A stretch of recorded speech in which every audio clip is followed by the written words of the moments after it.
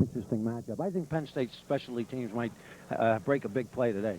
Penn State defensively, on the defensive line, it'll be Lou Benfatti, Eric Clare, Todd Atkins, and Tioka Jackson. Atkins again subbing for Eric Ravati, who is back home. The linebackers, Brian Gelsheiser on the inside. On the outside, we'll have to see if Brian Monahan is ready to go. If he's not, it might be Philyaboa Cody in there. And Willie Smith on the outside again. In the secondary, Shelly Hammonds and Marlon Forbes at the corners. Derek Bana and Lee Rubin are the deep men in the secondary. So Northwestern will receive here. Brett Conway set to kick it off now. Lee Gissendanner and Robbie Glanton are the deep men for Northwestern. Here is Conway's kick. Gissendanner is down to the 3-yard line. He'll bring it out. He's to the 10, to the 15, to the 20, and out to the 21-yard line. Kim Herring is down for Penn State on the special teams to make the tackle. So 1st and 10 for Northwestern at their own 21-yard line. A 19-yard return by Gissendanner. And the Penn State defense is out there. We'll check for any changes for you. Brian Monahan is in the game to start it off.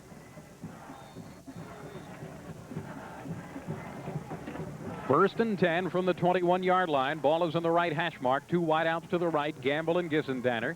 Beasley wide to the left side. Lundy 5 yards back as the lone running back. On first down, Williams. Oh, penetration right away, but he hands off to Lundy around the left side. He's out to the 25 and dumped down at the 29-yard line by Marlon Forbes. Big penetration in the backfield, but Williams got the handoff off to Lundy and a pickup of 7 yards on the play. Yeah, well, Lou Benfatti shot the gap on the first play, almost had him for a big loss, and Lundy was able to get away and pick up 7 yards. But that might be an indicator how Penn State's going to play their defense today, probably on the attack. 3 wide receivers split wide to the right side now, and the tight end, Graham, splitting wide to the left. Williams under center, 2nd down and 3 to go. Lundy took a step, but no flag down. Now the handoff to Lundy, and he just dives down at the 30-yard line. Rob Holmberg and Brian Gelsheiser in the hole. It'll be a 3rd down and 2 to go. Should there have been a flag on that one? Lundy took a step before the snap of the ball, but no flag down. They didn't call it, but what they did then, they put 4 wideouts and 1 back left in the backfield, hoping to loosen the linebackers, and they ran Lundy up inside the tackle for no gain. 3rd down and 2 to go now for Northwestern. Their opening possession. They have the ball at their own 30-yard line. 2 wideouts to the right, 1 to the left side. Lundy the lone setback again. Ball is right in the middle of the field. Penn State showing the inside blitz, and here's Williams, fakes the handoff, rolling to the right side, skips 1 tackle, gets out to the 34 and slides down. He's got enough for the 1st down there, but Williams did a nice job just to get away from that penetration on the inside and pick up the 1st down for Northwestern. You know, I hate to keep saying it. Ron Holmberg blitzed again from the outside. He's had a bad habit of getting caught on the inside. They faked it a running play, and out around the corner came Williams, made the 1st down. He ran right by Holmberg. They could have shaken hands. 1st and 10 Northwestern from their own 35-yard line. 2 wideouts to the left, 1 to the right side. Penn State with a 4-man front. And here's Williams. On 1st down, play action, back to pass. He throws to the outside. Tioka Jackson was all over him as he tried to get the ball to Shane Graham as tight end. Yeah. And Williams is down, gets up to his feet a little bit slowly. 2nd down and 10 to go after the incompletion. He took a hard hit from Tioka Jackson. He came in clean. Penn State's down people are just flying across the line of scrimmage. I think that's an indication how the game is going to go today. 2nd down and 10 to go. Again, a sparse crowd here at Deitch Stadium. I don't know. What do you think, George? Maybe. I haven't the slightest idea, Bill. It's going to hurt the average per game for the Big Ten, though, this year. 3 wideouts all bunched up in a triangular formation to the left side. Williams is back to pass. Again, he's under pressure. Throws down the middle and completes it to Chris Gamble at the 48-yard line. That's a Northwestern 1st down as he makes the sliding catch. So the Wildcats have back-to-back 1st downs, and they have it at their own 48-yard line. Well, they had the 3 receivers in a triangle, bunched together, all taking crossing routes. They took Gamble, and they curled him down, looked past the 1st down marker. But Williams did a great job under the rush stepping up in the pocket. That's why, you know, as we said, he's has been called one of the best quarterbacks, certainly in the Big Ten. 1st down, 3 wideouts to the right, 1 to the left side now. Lundy, the lone running back again. And he takes the handoff, going to the right side. There's Tioka Jackson waiting for him again, and he knocks him down for a loss of a yard on the play. 2nd down and 11 to go. And the Northwestern not able to get that running game going as Tioka Jackson again, George, was right there waiting. Well, what Tioka does, he gets out a little wide. He plays a wide type of a tackle position anyhow because he's a pass rusher. He's out so wide they can't even block him, and they're hoping to run inside, but the linebacker's compensated for him. Monahan on that particular occasion. 2nd down and 10 plus. Here's that 3 wide out triangular set to the left side. Here's the draw play handoff, however, to Lundy. He's across the 45 and down to the Penn State 43-yard line. Knocked down by Lee Rubin in the secondary. And that'll be just shy of the 1st down. It'll be a 3rd down and about a yard to go for Northwestern. They're in Penn State territory on their first possession. Yeah, that was a good play selection, a good call. They figured Penn State was coming. They ran a draw play, and Lundy made a nice cut. They had plenty of people that penetrated, but he made a nice cut to the inside to make that yard. 11:51 to go first quarter, no score in the game. As Northwestern now will get the measurement just to see. Wow, they got the 1st down. Looked like they were short, but they picked up the 1st down at the Penn State 42-yard line. So 3 straight 1st downs for Northwestern, and they are in Penn State territory.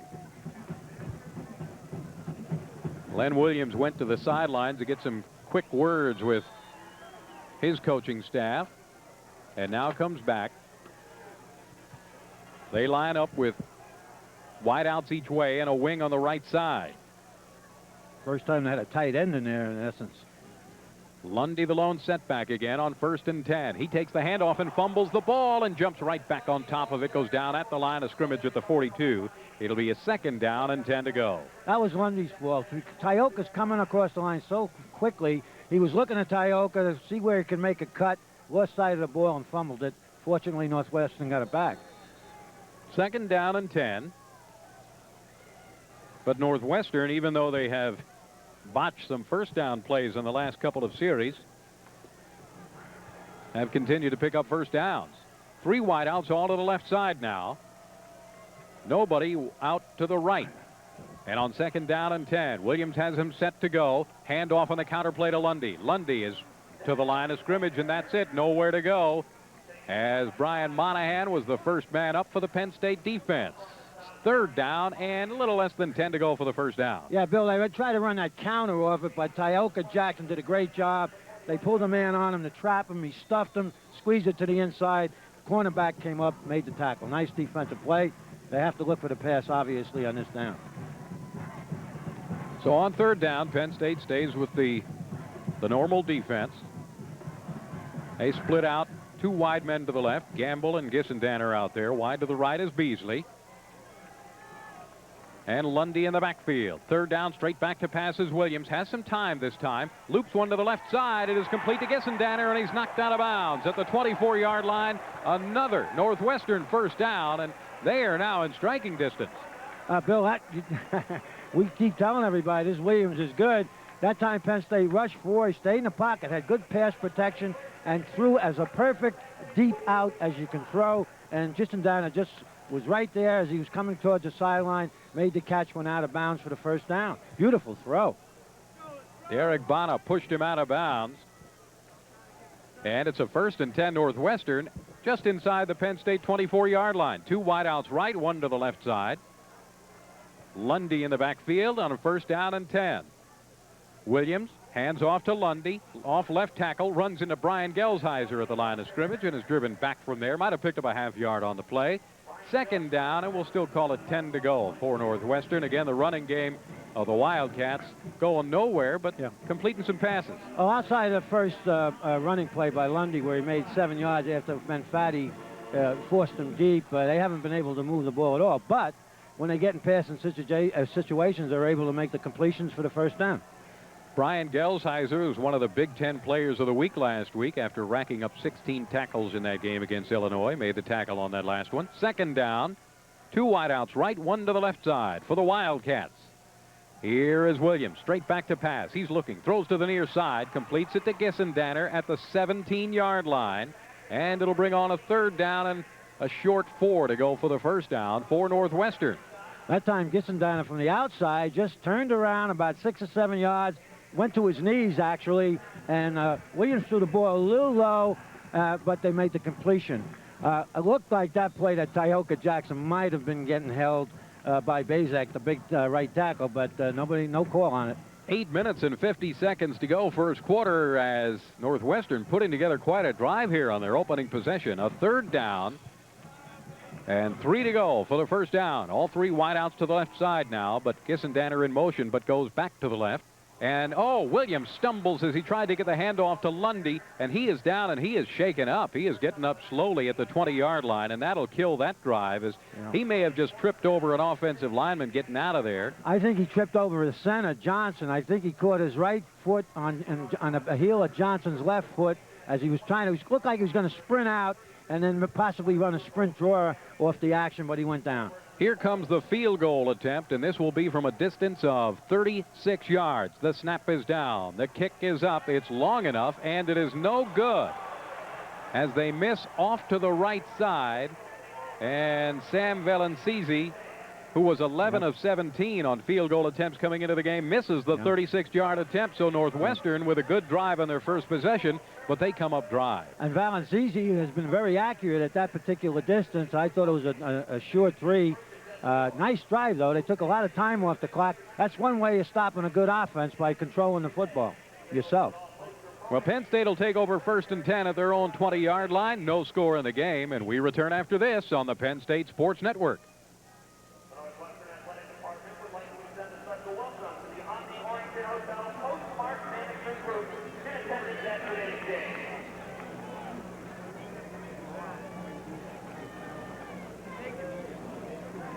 Update in Ann Arbor, the second quarter, Michigan 21, Ohio State nothing.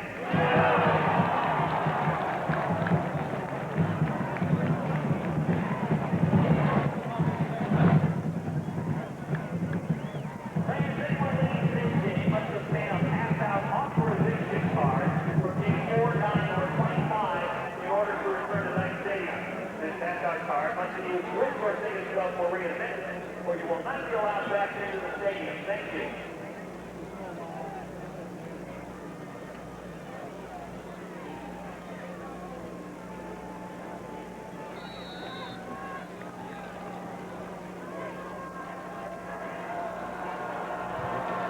Penn State with their first offensive possession of the game. 1st and 10 from their own 20. Mike Archie and Brian O'Neill line up in a split set, and they set up a reverse on first down. The handoff to Bobby Ingram coming around. He's at the 25 and tripped up. He goes out of bounds at the 26-yard line, and it'll be a 2nd down and 4 to go as he was bumped out of bounds by Chris Martin. A little razzle-dazzle on the first play.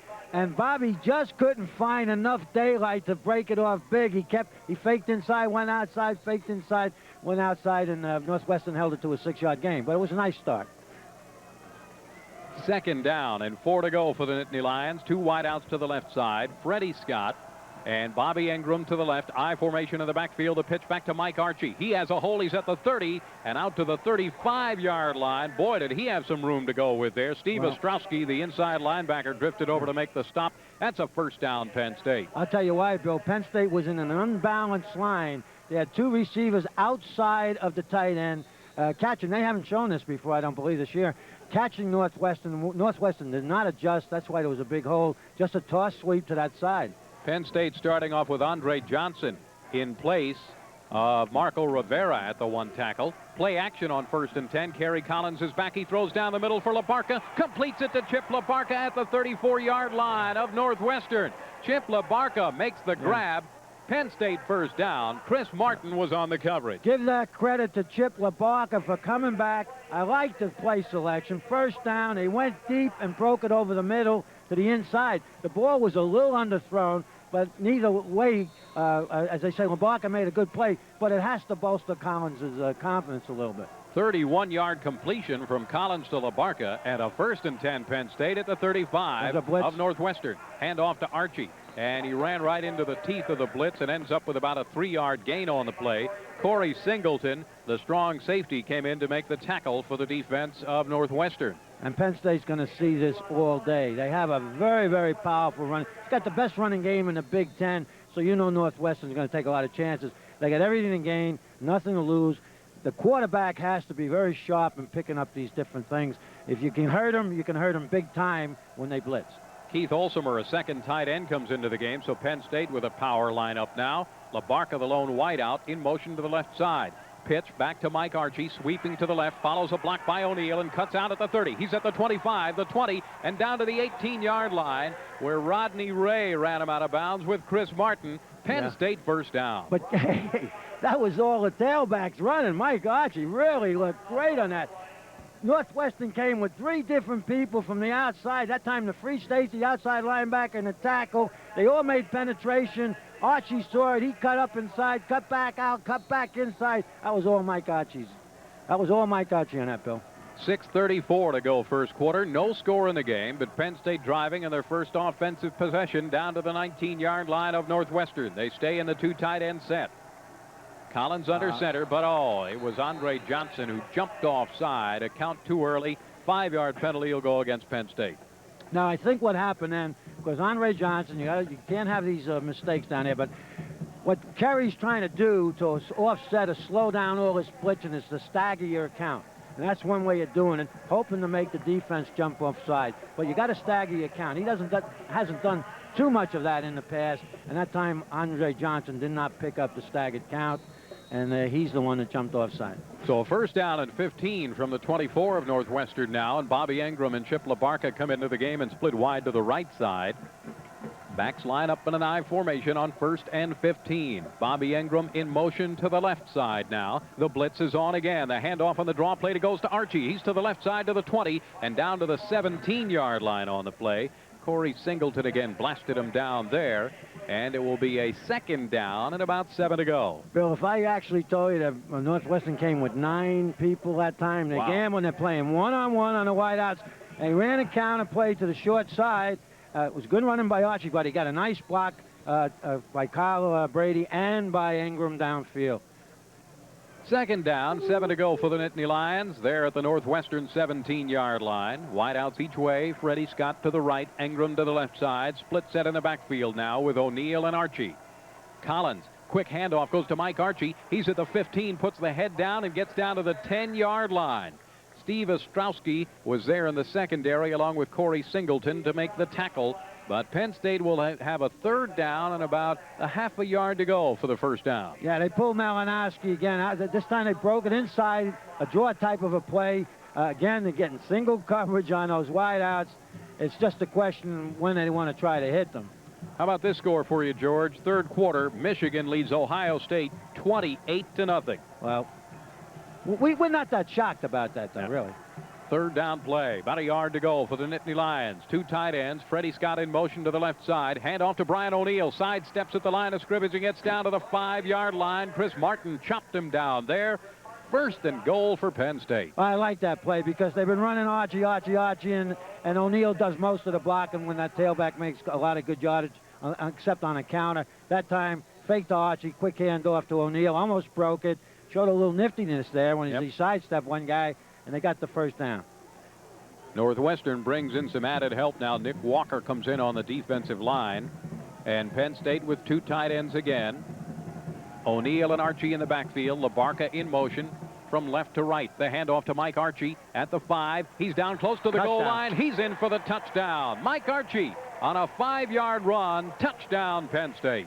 That's just excellent blocking on at the point of attack by the whole right side of the line. Good running by Mike Archie. The pulling guard got out there. Really, very athletic offensive line Penn State has. Because, believe me, that defense was stacked. They were in what we call a goal line 65. They all came in the gaps. When guys come in the gaps, somebody's got to block somebody down. Somebody's got to kick somebody out. And the lead blocker in the back has to make the right cut.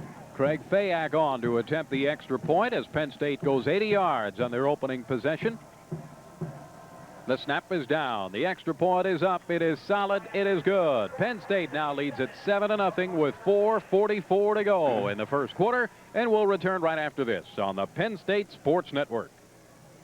Penn State scoring drive, 80 yards, 9 plays, 3 minutes, 13 seconds. Capped off on a 5-yard TV run by Mike Carter with a point after by Fayak is good.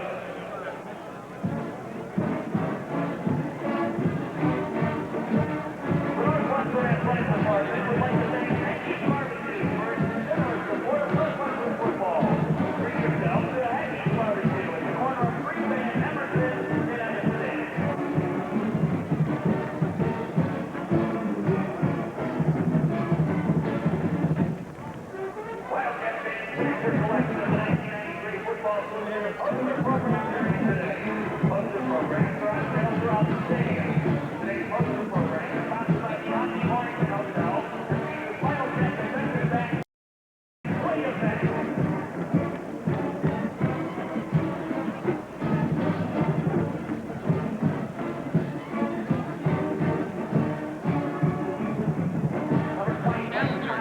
Penn State has it teed up, and Brett Conway will kick it away. Lee Gissendanner and Eric Scott are the deep man for Northwestern. This is a high, deep kick. It goes to Scott 4 yards deep in the end zone. Almost brought it out, but decides to go down there. And it'll be a touchback, 1st and 10 from the 20-yard line for Northwestern. Northwestern all in their, boy, I'll tell you, I don't think they'll win any fashion awards for these uniforms. That's fuchsia. That's fuchsia. You got to lead the grammar column. But you notice how Conway is booing him. Yeah. This type of turf helps the kicker also because you got, it's very stable. And Northwestern's been averaging 20 yards per kickoff return, one of the best in the Big Ten. 1st and 10, Northwestern at their own 20-yard line. It's 7-0 Penn State. Williams with Lundy right behind him. 2 wideouts left, 1 to the right side now. 1st and 10 from the 20, and the fake handoff to Lundy. Williams just on a keeper dives down for a loss of a yard on the play. What was that supposed to be, That was a broken play, Bill. I think probably what it is that Williams probably has not practiced that much the last couple of weeks because of the cracked rib. I noticed even when they were warming up, pre-game stuff, there was a couple of fumbles on the exchange. So the timing might be off a little bit. He just missed Lundy on that play. And Rob Holmberg was there to make sure he did go down from his linebacker spot. 2nd down, 11 to go. Took another awfully, strong hit by the Penn State's defense. Gamble, Gissendanner, and Scott in that triangular setup to the right side. Nobody out to the left, and Lundy, the lone running back now on 2nd down and 11. Handoff in the draw play to Lundy. He's out to the 24-yard line. That's all. It'll be a 3rd down.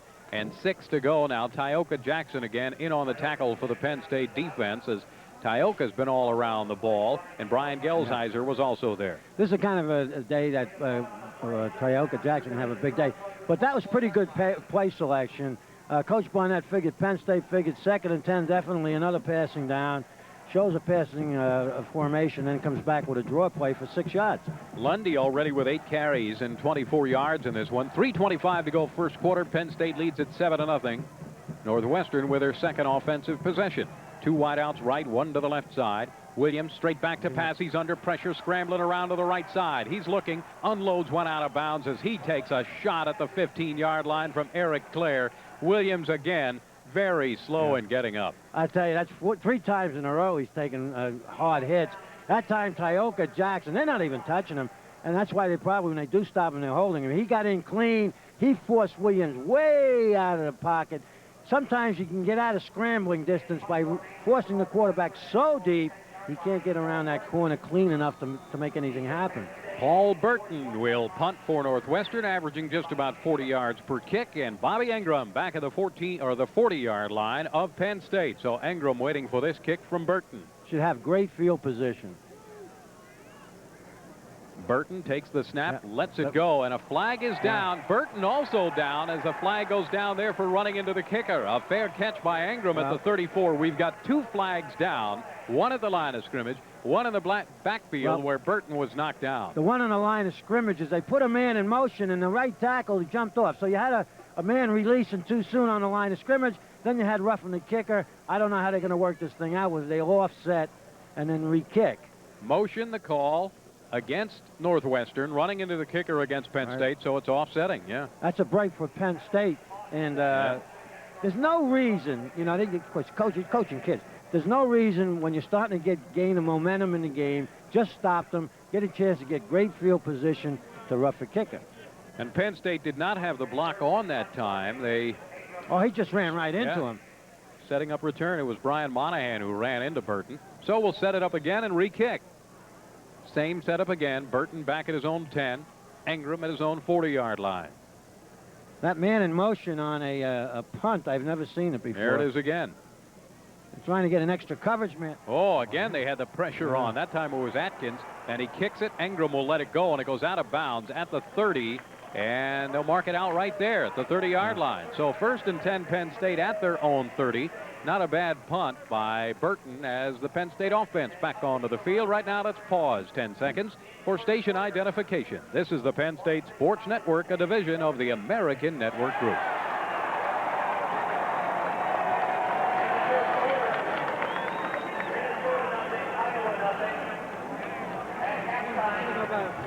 yards in front. Penn State's offense back on. 1st and 10 at their own 30. By the way, Bucky Greeley is back in there at center. He started this game at center. And a 45-yard punt by Burton has Penn State back at their own 30-yard line. Wide outs each way. Split set in the backfield now with O'Neal and Archie. Kerry Collins audibling at the line of scrimmage. Takes the snap, but flags go down. Again, that's Penn State. I'm almost positive. He tried to audibilize, and somebody jumped off. Now, that's lack of concentration. That's 2 of them now. 5-yard penalty will go against the Lions. Back to the 25. It'll be a 1st and 15. Under 3 minutes to go in the first quarter now. And this is only the Nittany Lions' 2nd possession of the game. We've had a couple of time-consuming drives. Northwestern failing on a 36-yard field goal attempt on their opening drive. Well, Bill, on that play, that was a play. It was split backfield. Penn State's going to try to take advantage of the type of coverage that Northwestern's using because they're blitzing so much. That time the outside man... Here comes the draw play to Archie on 1st down and 15 as he just kind of stutter steps and then dives through the line of scrimmage. Hugh Williams, the inside linebacker. Steve Shine, the outside linebacker, pinching in there to make the tackle. And he got back to almost the original line of scrimmage, 2nd and 11. Yeah, but see, they lose the down now. And also they lose the element of surprise. I think that when they almost caught Northwestern in the defense they wanted, they were going to try to throw deep, I'm sure. 2nd down play, 11 to go. Wide outs each way, I formation in the backfield this time. Kerry Collins under center, fakes the handoff. He's looking to throw, dumps it off over the middle, complete to O'Neal. He's at the 35 and tripped up around the 40. Hugh Williams made the tackle, little bit short of the 1st down. It'll be a 3rd down and about a half a yard. Just short, Bill, and actually they did not give him a good mark on that. They put it down where his knee hit, and Brian was trying to reach the ball out for the 1st down. He's aware of where those markers are. 3rd down play, Chip LaBarca brings the play in from the sideline. Well, they better... LaBarca splits way wide to the right. 2 tight ends hustle. now. Olsemer, the 2nd tight end. And here's the handoff straight up the middle again to Brian O'Neal. Man, does he battle ahead for the 1st down and more. Out to the 43-yard line on the play.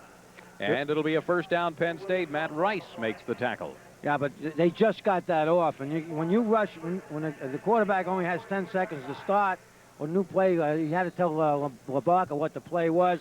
And Kerry had to rush his starting count. Got it off just before the time lapse. 1st down, 10 to go for the Lions. Ingram and Freddie Scott wide right. Backs line up in a split set. Kerry Collins on 1st down. Hands it off to Mike Archie, sweeping the left side, then cuts it back up and gets out to the 46-yard line on the play. Hugh Williams, the inside linebacker, the first man to meet him. But a gain of 4 on the play, and Archie kind of ran that one naked because his blocker fell down. And also what's happening, see, Kyle Brady had such a great game against Illinois, and Coach Tepp was saying the best block tight end they've seen by far. They're playing 2 men actually in his area. They got one inside shoulder and one on the outside shoulder. Figuring Penn State's going to run a lot at the tight end. So maybe getting the ball back to the fullback up the middle is the thing to do. On 2nd down, Ingram left, LaBarca to the right side, I formation in the backfield this time. The blitz is on as Kerry Collins is back to pass, setting up screen to the near side to Archie. He has it. He's at the 45, the 50, the 45, and down to the 41-yard line of Northwestern. It was Rodney Ray and John Hellebush combining on the tackle. 1st down, Penn State. That's one of the better screens Penn State has run this year, timing-wise, and that's a good weapon against a blitzing team. They jumped in, the cornerback come in at the last-minute blitz. They ran a screen that side, get a big 1st down. They're mixing up their plays beautifully right now, Penn State is. Just 30 seconds to go in the first quarter with the Lions leading at 7-0. Kerry Collins, 3 out of 3 passing so far. Now I would 1st down play action try to get Ingram deep. Here is the play action, and they're looking. He's throwing for Freddie Scott, slanting down the middle, but it was incomplete. Coverage was not bad that time as Chris Martin was there with Freddie Scott.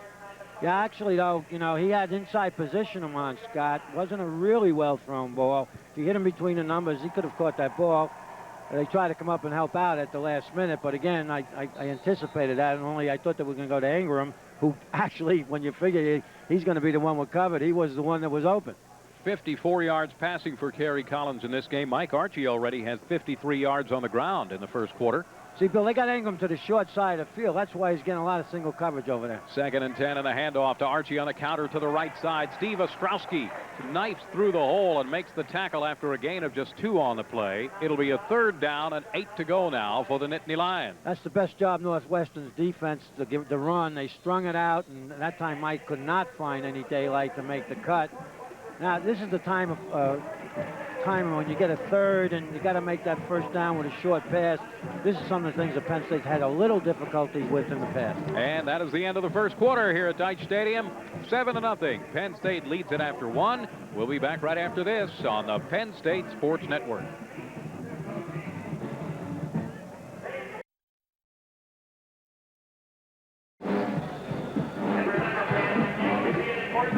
Well, the 2nd quarter begins with Penn State leading Northwestern 7-0. And here's a Pennsylvania State Lottery reminder. Don't forget to play your lucky number every day. Lottery proceeds benefit older Pennsylvanians. 3rd down and 9 the situation as we get the 2nd quarter going. Penn State at the 39 of Northwestern. They have to get right down to the 30 for the 1st down. Penn State with 65 yards rushing in the 1st quarter of the game and 54 passing to go along with that. Let's see if they do a little bit of roll to get away from the blitz and try to hit Ingram on a curl. Here comes a blitz. They're showing it, and here they come. Play action. Collins back to pass. He's looking. He throws. It's complete down to the 26-yard line. Even though there was premature contact from Rodney Ray, the pass was still caught, and Penn State's got a 1st down. Well, it's a good thing he caught it because he was interfered with, and they weren't going to call it, but it was a nice little thing. They just curled him in. He was going to roll, I think, and then the outside blitz kept him in the pocket. Collins showed a lot of poise on that one, stepped up, and he fired. He's got a big-time arm, that's for sure. Bobby Ingram was able to pull it in, even with Rodney Ray hanging on his back. 1st and 10, Penn State at the 26-yard line. 2 tight ends now for Penn State, so they line up in the running formation with O'Neal and Archie in the backfield. LaBarca, the lone wide out to the right. Handoff on the counter play to Mike Archie over right tackle, but he picks up maybe a half a yard on the play. Those purple shirts all over the place there as Hugh Williams and Steve Shine are there at the point of attack for the defense along with Nick Walker. Well, I think the 2 tight ends is a pretty good strategy in a sense. You widen the corner a little bit, and they're blitzing from the open inside. But maybe they should run the ball to the other tight end side opposite of Brady because he's getting a lot of attention. 2nd down. They'll still call it 10 to go at the 26-yard line. Wide outs each way again. Ingram to the right side. LaBarca to the left side. I formation in the backfield on 2nd down. Handoff to Archie up the middle. Nowhere to go. Ostrowski was waiting for him in the hole along with Nick Walker. And it will be a 3rd down and 10 to go.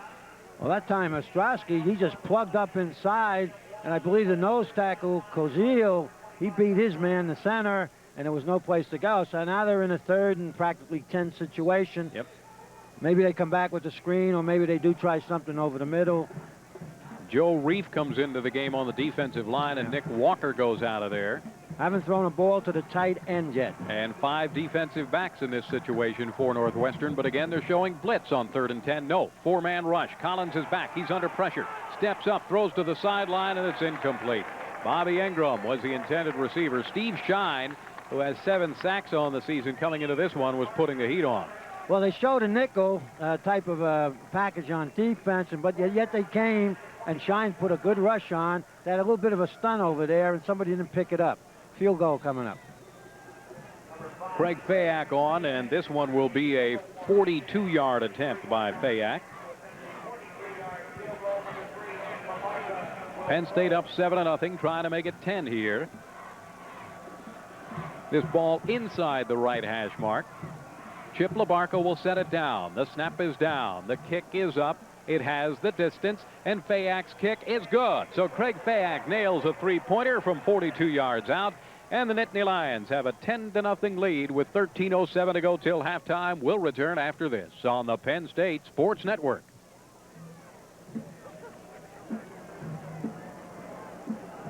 Northwestern fans listen to all Wildcat football games on WCBN News Radio 78 with Dave Bennett and Brian Davis. Northwestern and WCBN would like to thank the following sponsors. Pepsi, gotta have it. Thank one, doing whatever it takes. Electric, the Computer Wonderland. Super Rosa Pizza, the official pizza of the Northwestern Wildcats. Pioneer Press, your local source. And by Mike Budweiser. Reminding Wildcat fans, if you know when, you say when.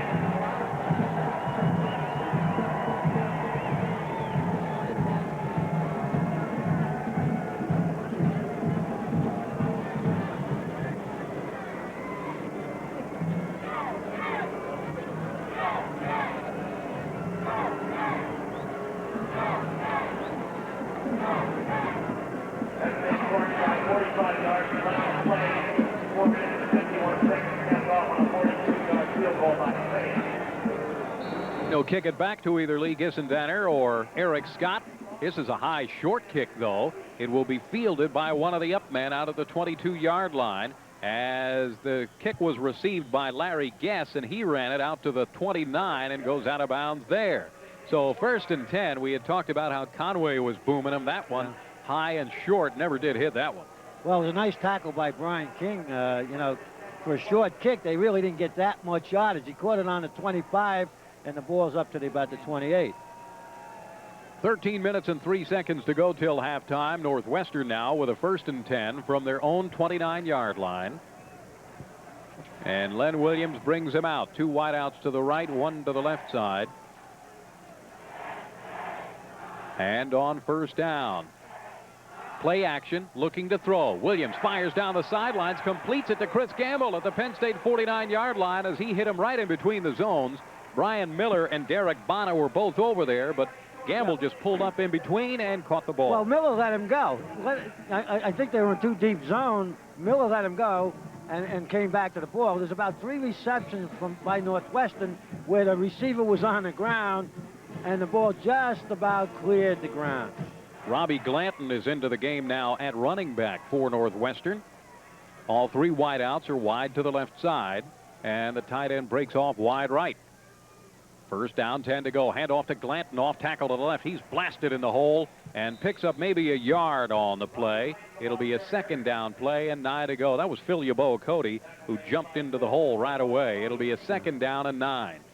Well, obviously Northwestern has not been effective running the ball. The only way they've moved the ball is via the air, and if you give him enough time, this guy can throw it. Penn State defensively now with Tony Pittman and Brian Miller at the corners. Deep men are still the same, and they're shuffling in some new people now. Terry Killens is also into the game at linebacker. 2nd down. Here's that 3 wide receiver triangular set to the left. Williams back to pass. He's under pressure, being flushed out. Running to the right side now. Throws back over the middle. Completes it to Gamble down to the Penn State 31-yard line. But again, they had him dead to rights. Tioka Jackson had him. You got to keep a scrambling quarterback on your inside shoulder. Once you're shallow, you get too shallow, he's going to break it outside here. That's why he made that play. Put the whole secondary in a bind. They could have had a 10-yard loss on that play.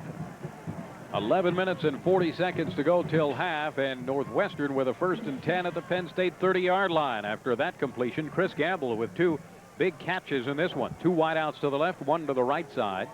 And here we go, 1st down, and here comes a fake handoff on the reverse, and a quick dump off is incomplete. It was intended for Shane Graham, the tight end, and he just dropped the ball. And that was Robbie Glanton who dropped the ball. Well, he was covered, though, Bill. Penn State was not fooled at all. They must have used that play before, and that would have probably only gone for a yard or 2. But again, when you're going to come, you got contained, keep the ball. Keep the ball on your inside shoulder and be ready for a good scrambling quarterback to try to get outside you. Jeff Perry and Vin Stewart join Lou Benfatti and Tioka Jackson on the defensive line now. 5 for 8 for 77 yards now for Len Williams. 3 wideouts left, 1 to the right side. No running back on this 2nd down and 10 play. Short drop, quick throw to the outside is tipped and almost intercepted. And Chris Gamble tipped that ball. I don't know if the ball was intended for him because Eric Scott was a little farther out. Well, but Penn State was in the wrong defense, I believe. That's why Gelsizer is talking to somebody on the sideline. There weren't any backs in the backfield, yet they had 2 linebackers inside. The only guy who could run with the ball is the quarterback.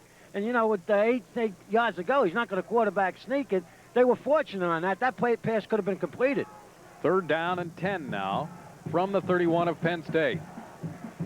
Again, 3 wideouts left. Glanton splits wide right. Nobody in the backfield. And, yeah, Penn State has those linebackers still inside there, George. I think they're going to blitz on it. Oh, they jumped offside. Flag is down as Lou Benfatti jumped and made contact, it looked like, and it'll be a 5-yard penalty against Penn State. Well, let's see what the ruling is here. Well, defensive man cannot make contact. If he, yeah, sure, he made contact. Now they got a chance to make the first down. This lack of concentration, you got to be watching the ball. Third 5-yard penalty going against Penn State. 2 others on the offense.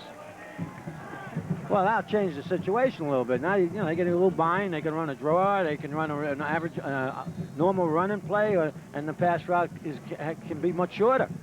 On third down, Gamble splits out wide to the right side. Beasley and Gissendaner to the left side, and Glanton the lone running back. Third down and 5, and there goes Gissendaner in motion from left to right. Williams straight back to pass. He's looking. Gissendaner wide open. He hits him at the 15-yard line. He's down to the 10 and bumped out of bounds at the 8-yard line. Brian Gelsheiser and Lee Rubin got over there, but, boy, he just ran down the sideline. Nobody covered him. Well, he came down the sideline. He's in motion, and he hooked up on the sideline. No coverage, nobody there. There has to be somebody responsible for a man in motion when he goes across the formation like that. It's got to be a breakdown in coverage. They're in scoring position. Inside the 10 at the 9-yard line. First and goal for Northwestern. Penn State leads at 10-0. 11-17 to go till halftime, but the Wildcats threatening here. And then moving the ball very well through the air against Penn State.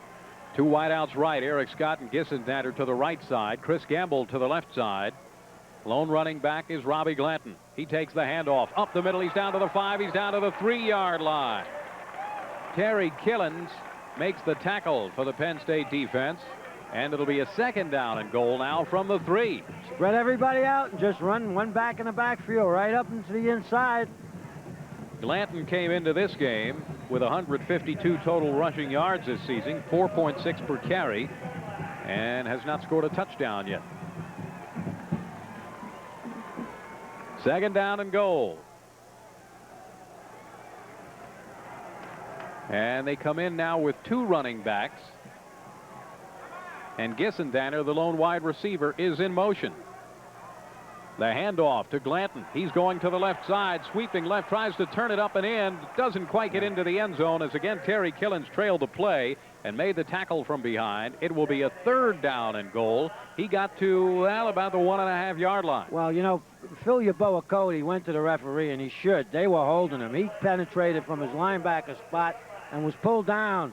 He was tackled by an offensive lineman, or he would have had the ball carrier for a 4-yard loss. 3rd down and goal. Here they are again with an I formation, 2 tight ends, and 1 wide receiver. Penn State stacking up the line of scrimmage. Here we go. Option to the left side, and Williams gets in for the touchdown as he just keeps it, goes around the left, and steps in untouched. Touchdown, Northwestern. Well, I see Gelsheiser and Yaboa-Cody talking. That was a little too easy. We know Williams is very mobile, and they must have that play in their repertoire. Just come right down the line, easy touchdown. This is what this does for Northwestern's morale is tremendous. They're right back in this football game. Extra point attempt now to try to make it 10-7. Sam Valancizi is into the game to try to tack on another one. The snap is down. The extra point is up, and it is good. So Penn State now leads the Wildcats of Northwestern 10-7 with 9:46 to go till half. We'll return right after this on the Penn State Sports Network.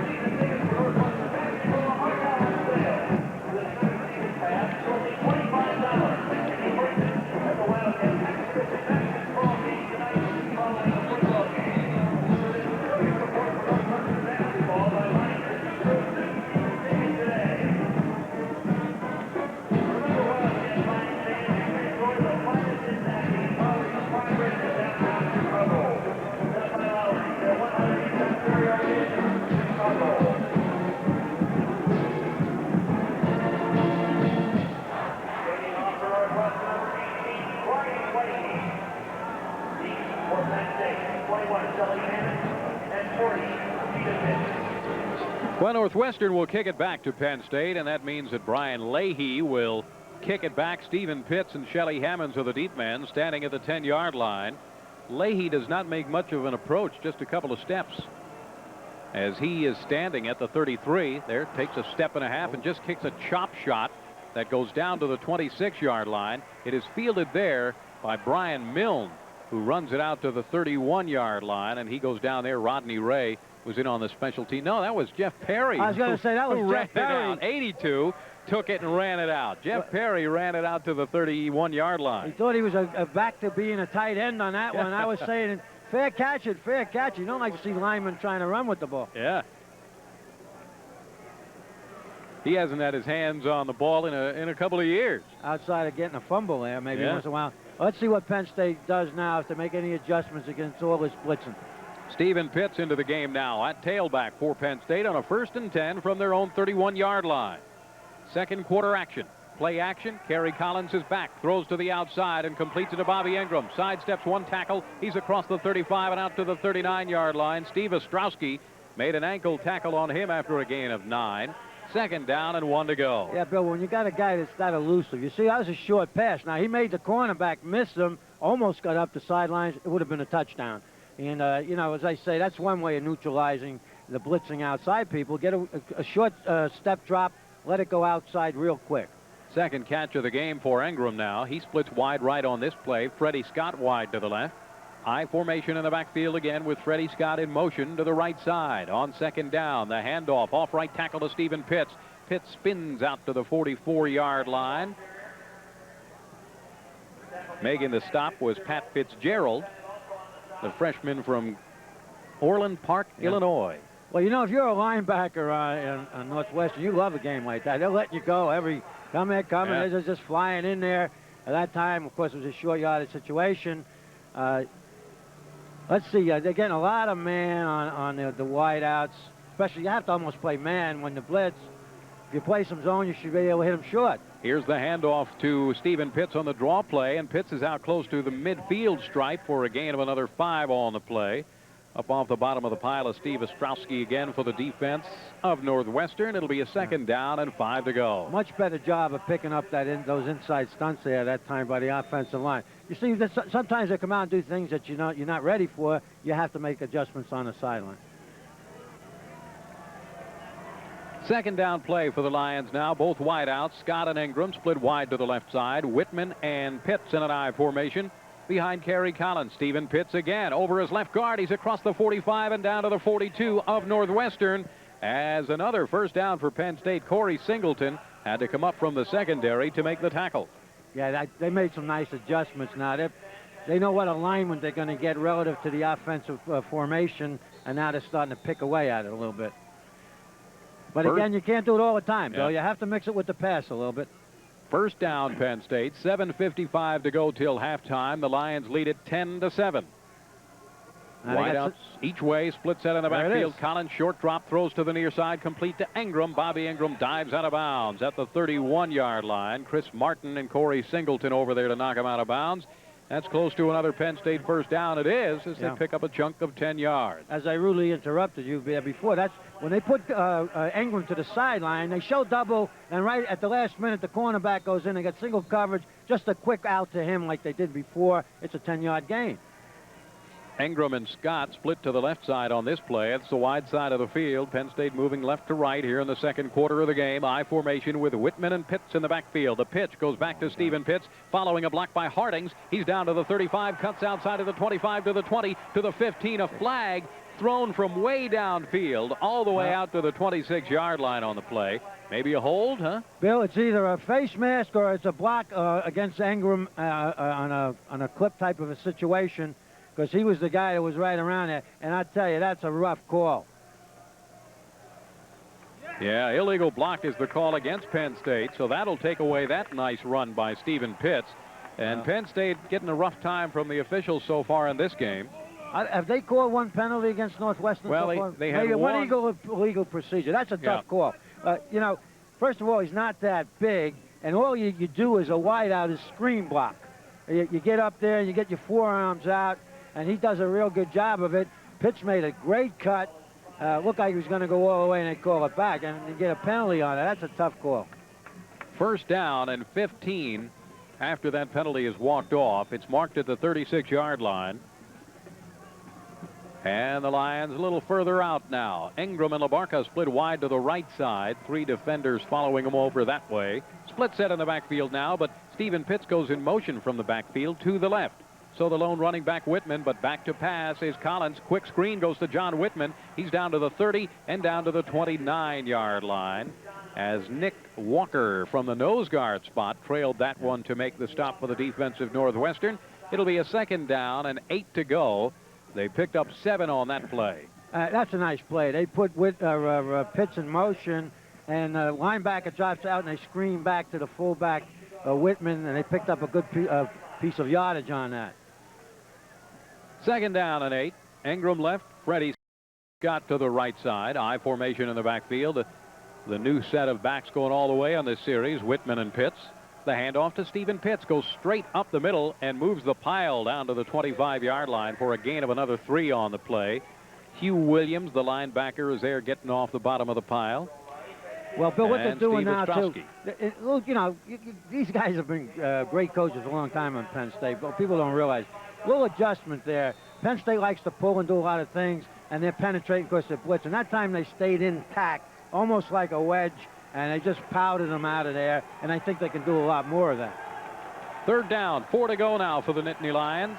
2 tight end set with Chip LaBarca, the lone wideout, wide to the left. Kerry Collins rolling left. He's under pressure, throws downfield, incomplete. Threw it behind Mike Archie, who was going out of the backfield, and it'll be a 4th down for Penn State. Well, Mike Archie had the first down and more. He was wide open, a little pressure. You know, Kerry Collins is not the most mobile of quarterbacks, especially going to the left. Had a little pressure, more than he thought. Should have just pulled up, taken his time, and hit Archie. Would have had a big first down and a lot more. So Craig Fayak, who hit a 42-yarder earlier in the first half, will attempt another 42-yarder. This one from the right hash mark. Chip LaBarca will knee it down there, and Craig Fayak will try to get another one. Came into this game 9 of 17 in field goal attempts.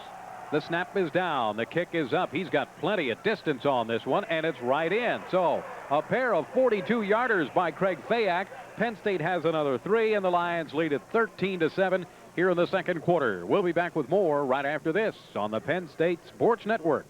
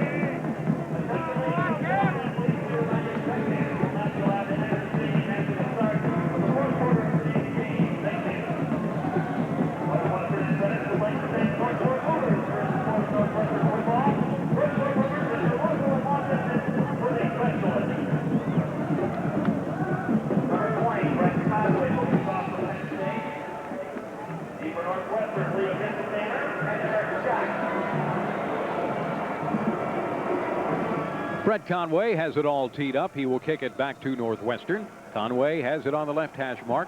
Hits the ball. High spinner. This one goes down to Eric Scott at the 5-yard line. Starts the return to the right. He's out to the 10, to the 15, to the 20. Runs into Willie Smith at the 26-yard line. 1st and 10 Northwestern at their own 26. And right now let's pause 10 seconds for station identification. This is the Penn State Sports Network, a division of the American Network Group.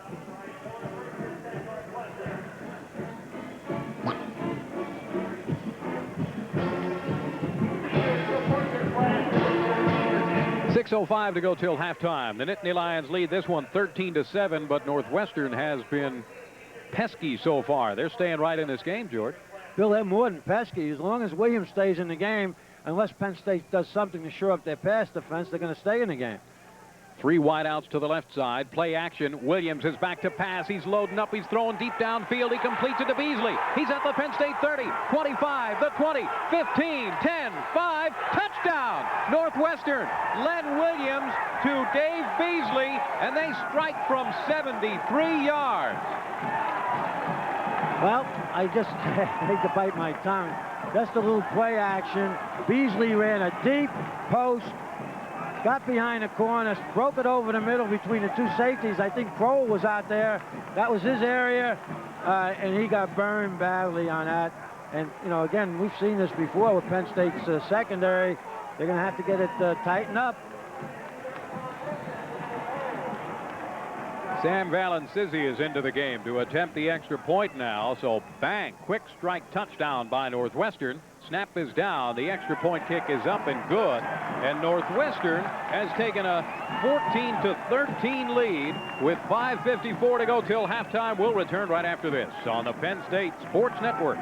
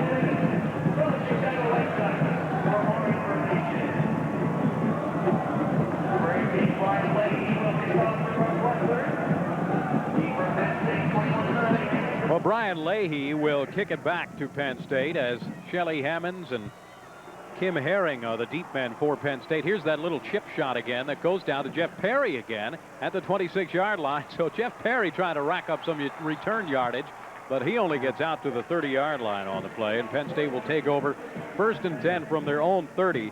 And the offense now, for the first time in this game, is trailing by a point, 14-13. The Lion offense trying to get something going. Well, you know, you're an offensive play. You just go off the field and one, you know, kick off one play.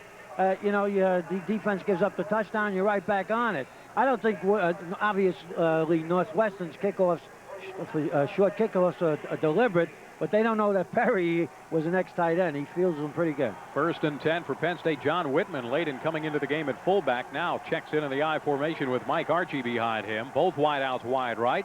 1st and 10 Penn State. The handoff to Archie up the middle. Has a slight seam and gets out to the 35-yard line for a gain of 4 on the play. Matt Rice, the defensive tackle, making the first contact with Archie. Another score to pass along in the second quarter. Boston College leading Notre Dame 17-14. Some big games today. And big games with an impact on Penn State's future, as Michigan and Ohio State playing right now, and Illinois with a big game against Wisconsin. 2nd down and 6 to go for the Nittany Lions. Wideouts each way. I formation. Blitz is on, and the handoff to Archie up the middle again. Cuts it back to the left side and gets out to the 39 on the play. It'll be a 3rd down and 2 to go now for the Nittany Lions. Corey Singleton made the tackle. Singleton actually came on the blitz and then trailed and came around and made the tackle. Well, those cornerbacks, they're doing a delayed blitz. They show double coverage, and in the last minute they come a long distance. But if you're going to throw the balls, somebody has to pick them up. That time they ran the draw. Penn State's most effective passing game is when they're having a quick drop and throwing quick outs or quick stop patterns to their wideouts. 3rd down and about a yard to go now. 2 tight ends, 1 wide out, and an I formation. Hand off to Archie again. He's through the line on the right side and gets out to the 45-yard line. William Bennett had to come up from the secondary to make the tackle. Little shoving match at the end of that play, but a Penn State 1st down at the 46-yard line. Well, Kyle Brady pushed somebody. He did that once before and got a penalty and hurt him on the drive. You better be careful, Kyle. You're going to get that. When you get a reputation, people are going to start taking shots at you. Mike Archie now 14 carries and 67 yards in the first half of the game. 4 minutes and 20 seconds to go till halftime. Northwestern leads 14-13. Kerry Collins to pass on first down. He's looking, throws to the sideline, complete to Bobby Ingram at the 40, sidesteps one tackle, but is taken down right there by Corey Singleton. Actually lost a yard on that move he made to break a tackle, but a first down, Penn State at the 41. But it keeps that secondary off balance. And now he's been hitting them pretty good out there to Ingram, even in some double coverage, some single coverage. The tight end coming across was wide open that time. You know, they're selling out to stop the run, Northwestern, and you got to be able to take advantage of it. 4 catches for Bobby Ingram in this game. He now has 41 catches on the season. First and 10, Penn State at the 41 of Northwestern. Collins back to pass again. Quick screen over to Mike Archie on the right side. He's to the 40 and bumped out of bounds at the 37-yard line. Steve Shine was there to bump him out. Gain of 5 on the play. Second down and 5 to go. Well, the reason they went to that again, Bill, they taken Shine. Now, the way to double covering Bobby Ingram is to take an outside linebacker and line up, head up, or inside eye on him and cover him with the linebacker and the cornerback. So they ran a quick screen out to that side where the linebacker.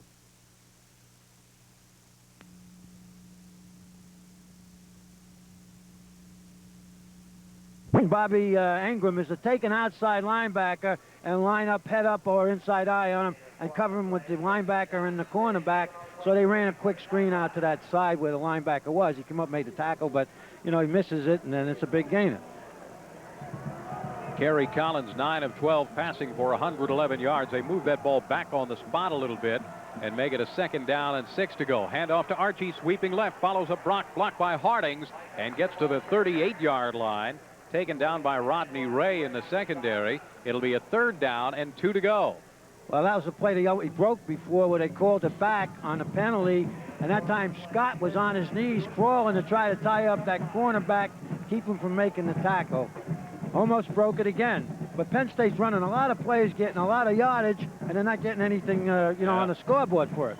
14-13, Northwestern leads it by a point with 3 minutes, 15 seconds to go till half, but Penn State at the Northwestern 32-yard line.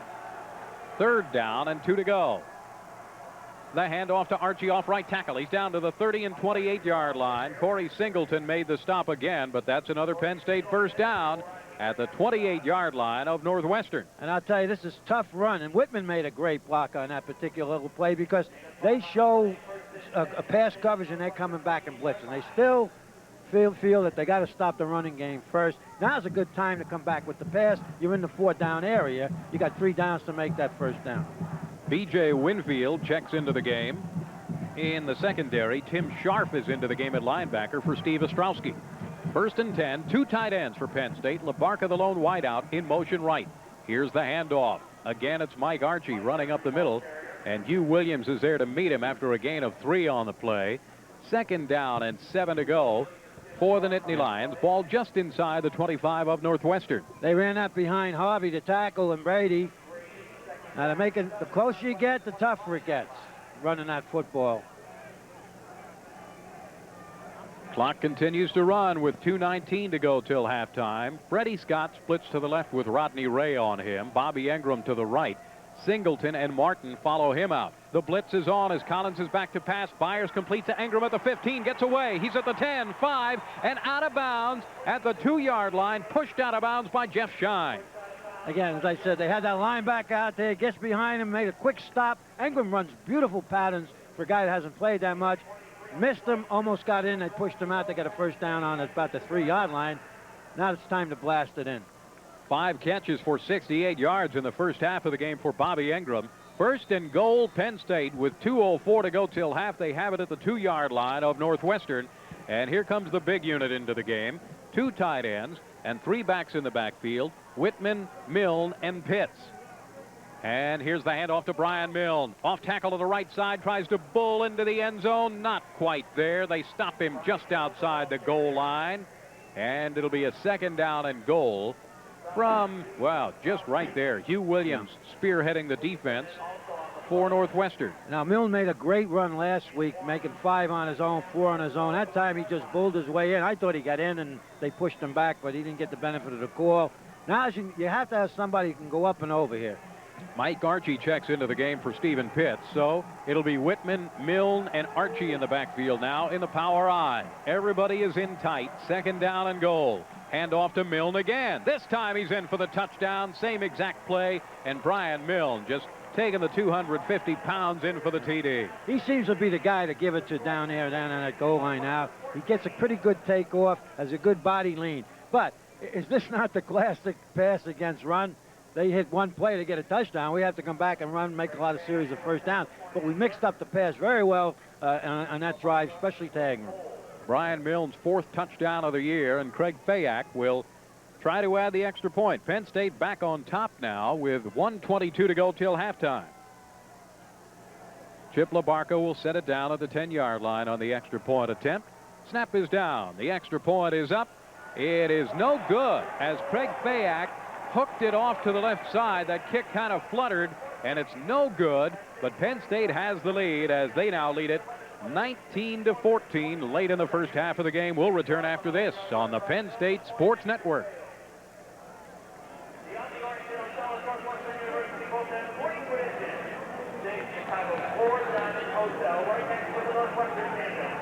Inquire about their North Shore Winners Getaway Weekend Package.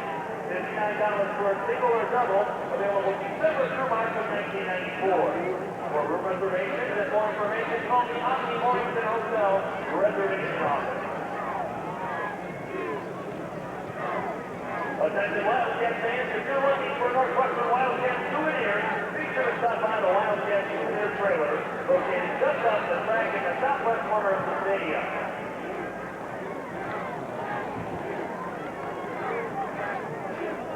Thanks to Finery of Evanston, your business sign stores and a proud sponsor of Northwestern Athletics. For more information on the Finery, call 708-869-SIGN.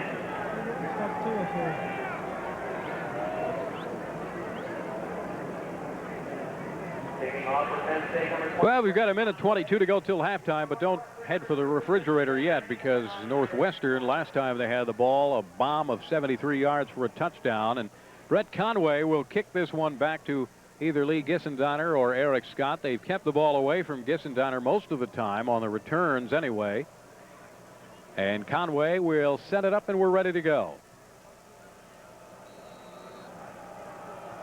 Conway approaches, gets the foot into it, high kick. Scott follows it to the sideline and lets it go out of bounds. So the penalty goes against Penn State, and that means that Northwestern will take it at their own 35, 1st and 10. Well, that's good field position. They got their timeouts left, and there's 1:22. You know, they're going to come right back. I hope Penn State's defense is alert. Penn State giving up the bomb last time for the touchdown. You know that last touchdown, Penn State plays a lot of 2 free safeties in zone underneath. I'm almost positive he just ran by the underman on his own and broke it deep over the middle, and there's a big hole there, and he had enough time to throw it. Touchdown. Hammonds and Pittman at the corners. Rubin and Bonner, the deep men in the secondary. 1st and 10 Northwestern. And now Williams shifts into the shotgun for the first time. Takes the snap. He's back to pass. He's looking. Now scrambling around, trying to find somebody. Loops one downfield for Gissendaner. He has it at the 50. He's at the 45, the 40, and slammed out of bounds at the 39-yard line. Brian Gelsheiser made the tackle, but that time Williams just kept scrambling around till he found somebody. Yeah, but let Gissendaner go. You cannot let a receiver go. His 4th catch of the first half. He has 67 receiving yards. You know, going into this game, 4 receivers went over 100 yards against Penn State's pass defense. Lewis, obviously from Indiana, Douglas and Osterman from Minnesota, and then last week, Morton from Southern Cal. But this guy's going to be the 5th, I'm afraid of. 3 wideouts, right, 2 to the left side now. 1st and 10, no running back. Williams takes a snap, short drop, he throws, it's batted, it's intercepted by Tony Pittman. He's at the 40, the 45, and runs out of bounds at the 47-yard line. Tony Pittman picked it off, as that is his 5th interception of the year, but that ball was batted up in the air. I think Atkins batted that ball. I thought it was a lucky, it wasn't lucky. Pittman's interception was lucky. He was alert, jumped on it, but I think it was Atkins. Yep. I thought it was Atkins tipped that ball. Now, Penn State's got a chance here. Let's see how much they got. Yeah. A minute and almost 10 seconds to go. 109 after the interception. the first turnover of the game, and it's 1st and 10 Penn State at their own 47-yard line. Now, if they can get 3 out of this, it can be a big impact on the bad game. Wideouts each way. Kerry Collins right back. He's going to go deep right away. Going for Bobby Ingram downfield. Incomplete. Good coverage on the near side. Chris Martin was with Ingram all the way. And incomplete, 2nd down and 10. Yeah, that was just a streak pattern up the sidelines. Now, it's much easier to defend the streak pattern up the sidelines if you get inside position on it. Now, where we're getting hurt all the time in our pass defense is people breaking it down deep and over the middle. Chris Martin, who was on the coverage on that play, is one of those guys who was switched over from offense just this season. He's a former wide receiver, now playing defensive back. 2nd down and 10 to go. Wideouts each way. I formation in the backfield now. Kerry Collins running the draw play to Mike Archie. Breaks one tackle of the line, bounces off another, and gets down to the 48-yard line. Hugh Williams finally pulled him down on the 3rd try. And a timeout is now called by the Nittany Lions with 56 seconds to go till half. Penn State leads it by 5, 19-14. It'll be a 2nd down, or a 3rd down rather, and 5 to go for the 1st down after that draw play run by Archie, who now has 83 yards on 18 carries in the 1st half. Man, has he been busy. Yeah, that was a nice run. He bounced off a few tacklers there. But what they should do here now is try to get in field goal range. Throw out patterns. You know, not too deep, a medium route out pattern, so the receiver makes the reception and get out of bounds. And they still have 2 timeouts left. They have plenty of time to get in field goal range. You know, Brian O'Neill has not been in the game since early on, George. John Whitman has gone most of the way at fullback. Now, I don't know if Brian might have been shaken up or what. We'll have to get a check on that. But Kerry Collins comes over to the sideline to talk to Joe Paterno and Fran Ganter. You know, Kerry's throwing the ball pretty well. You know, I wouldn't be afraid to let him go, you know, relative to what they do in the 2nd half. His reminder that the Lady Lion volleyball team has an important Big Ten home match tonight. The Lady Lions will be hosting Michigan State tonight at 7:30 at Rec Hall. So Lady Lion volleyball tonight. 3rd down and 5 to go. Wideouts each way. I formation in the backfield. Collins back to pass. He's looking. He's under pressure. Here's the screen to Archie. Archie is at the 45. He's at the 40. Cuts it inside at the 35. And he's down to the 31-yard line. Steve Ostrowski trailing to make the tackle at the 31-yard line. And Chris Martin was also there, and he's slow in getting up. They call another timeout? Nope, right up to the ball. With 46 seconds to go, they stop the clock to make the chain set. And as soon as the clock starts, Penn State's up to the ball, and a quick pass out to Mike Archie is incomplete. Going to the right sideline, but it'll be a 2nd down and 10 now as they stop the clock with 41 seconds to go till half. Boy, Mike Archie not only has carried the ball 18 times, also 3 catches in this game. So, well, it's just a little flat pattern. They wouldn't have gotten much yardage. That was almost like a play like you were trying to stop the clock. Yeah. They have the advantage of 2 timeouts, and why waste them? Get that ball down a little deeper, and you're in field goal range. 2nd down, back to pass. Collins again has lots of time. He throws one for Bobby Ingram. Wow. He's lucky he got away with that. There was 4 purple shirts right around there, and he overthrew it incomplete. And Freddie Scott was coming from the other side across the middle, wide open. And, we got to learn, of course, it's, late in the 1st half. We're looking for 1st down gains, but to get in the field goal range. But we have to remember we got another receiver on the other side. 3rd down and 10 to go now. 37 seconds to go till half. Penn State leads this one 19-14. And they've got a 3rd down play here. Quick pop to the tight end over the middle. Collins is back, throws over the middle. It is complete to Kyle Brady at the 25, makes a move. He's down to the 20, and he's down to the 15-yard line. Some nifty running by Kyle Brady. After the catch, 1st down for Penn State. The tackle by Anthony Perkett and Rodney Ray. Hey, that's a good run that time. I tell you, he's a big horse. He likes to get the ball in his hands. They took the timeouts. Now we got 1 left. Now they got a shot at getting a touchdown. You got 28 seconds. You can get a couple of plays off. Try to throw it deep. Make sure you don't throw the interception. Try to get into the end zone. Come back and kick the field goal if you have to. Well, with a timeout on the field, Penn State up by 5. We'll take a break. Back after this on the Penn State Sports Network.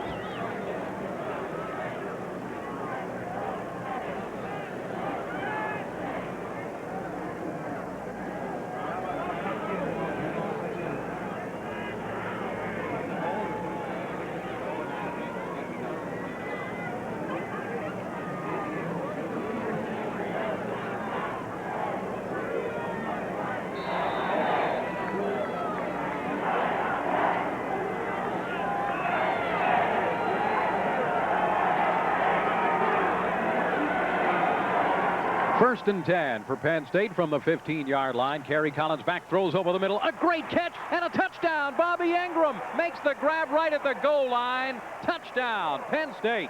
Hallelujah. They went to a slot, a wide open formation down there, and they ran a slot to the sideline and up for Ingram down and across. The ball was a little high, climbed the ladder. Really an athletic catch, acrobatic and athletic for the touchdown. His 11th touchdown catch of the year, and Penn State scores one with 23 seconds to go on the half, and they will attempt the extra point now. Bobby Ingram. And that ball had a lot of snap on it, too, the pass. Craig Fayak's extra point is up. It's solid. It's good. And Penn State now leads it 26-14 with just 23 seconds to go in the half. We'll return right after this on the Penn State Sports Network.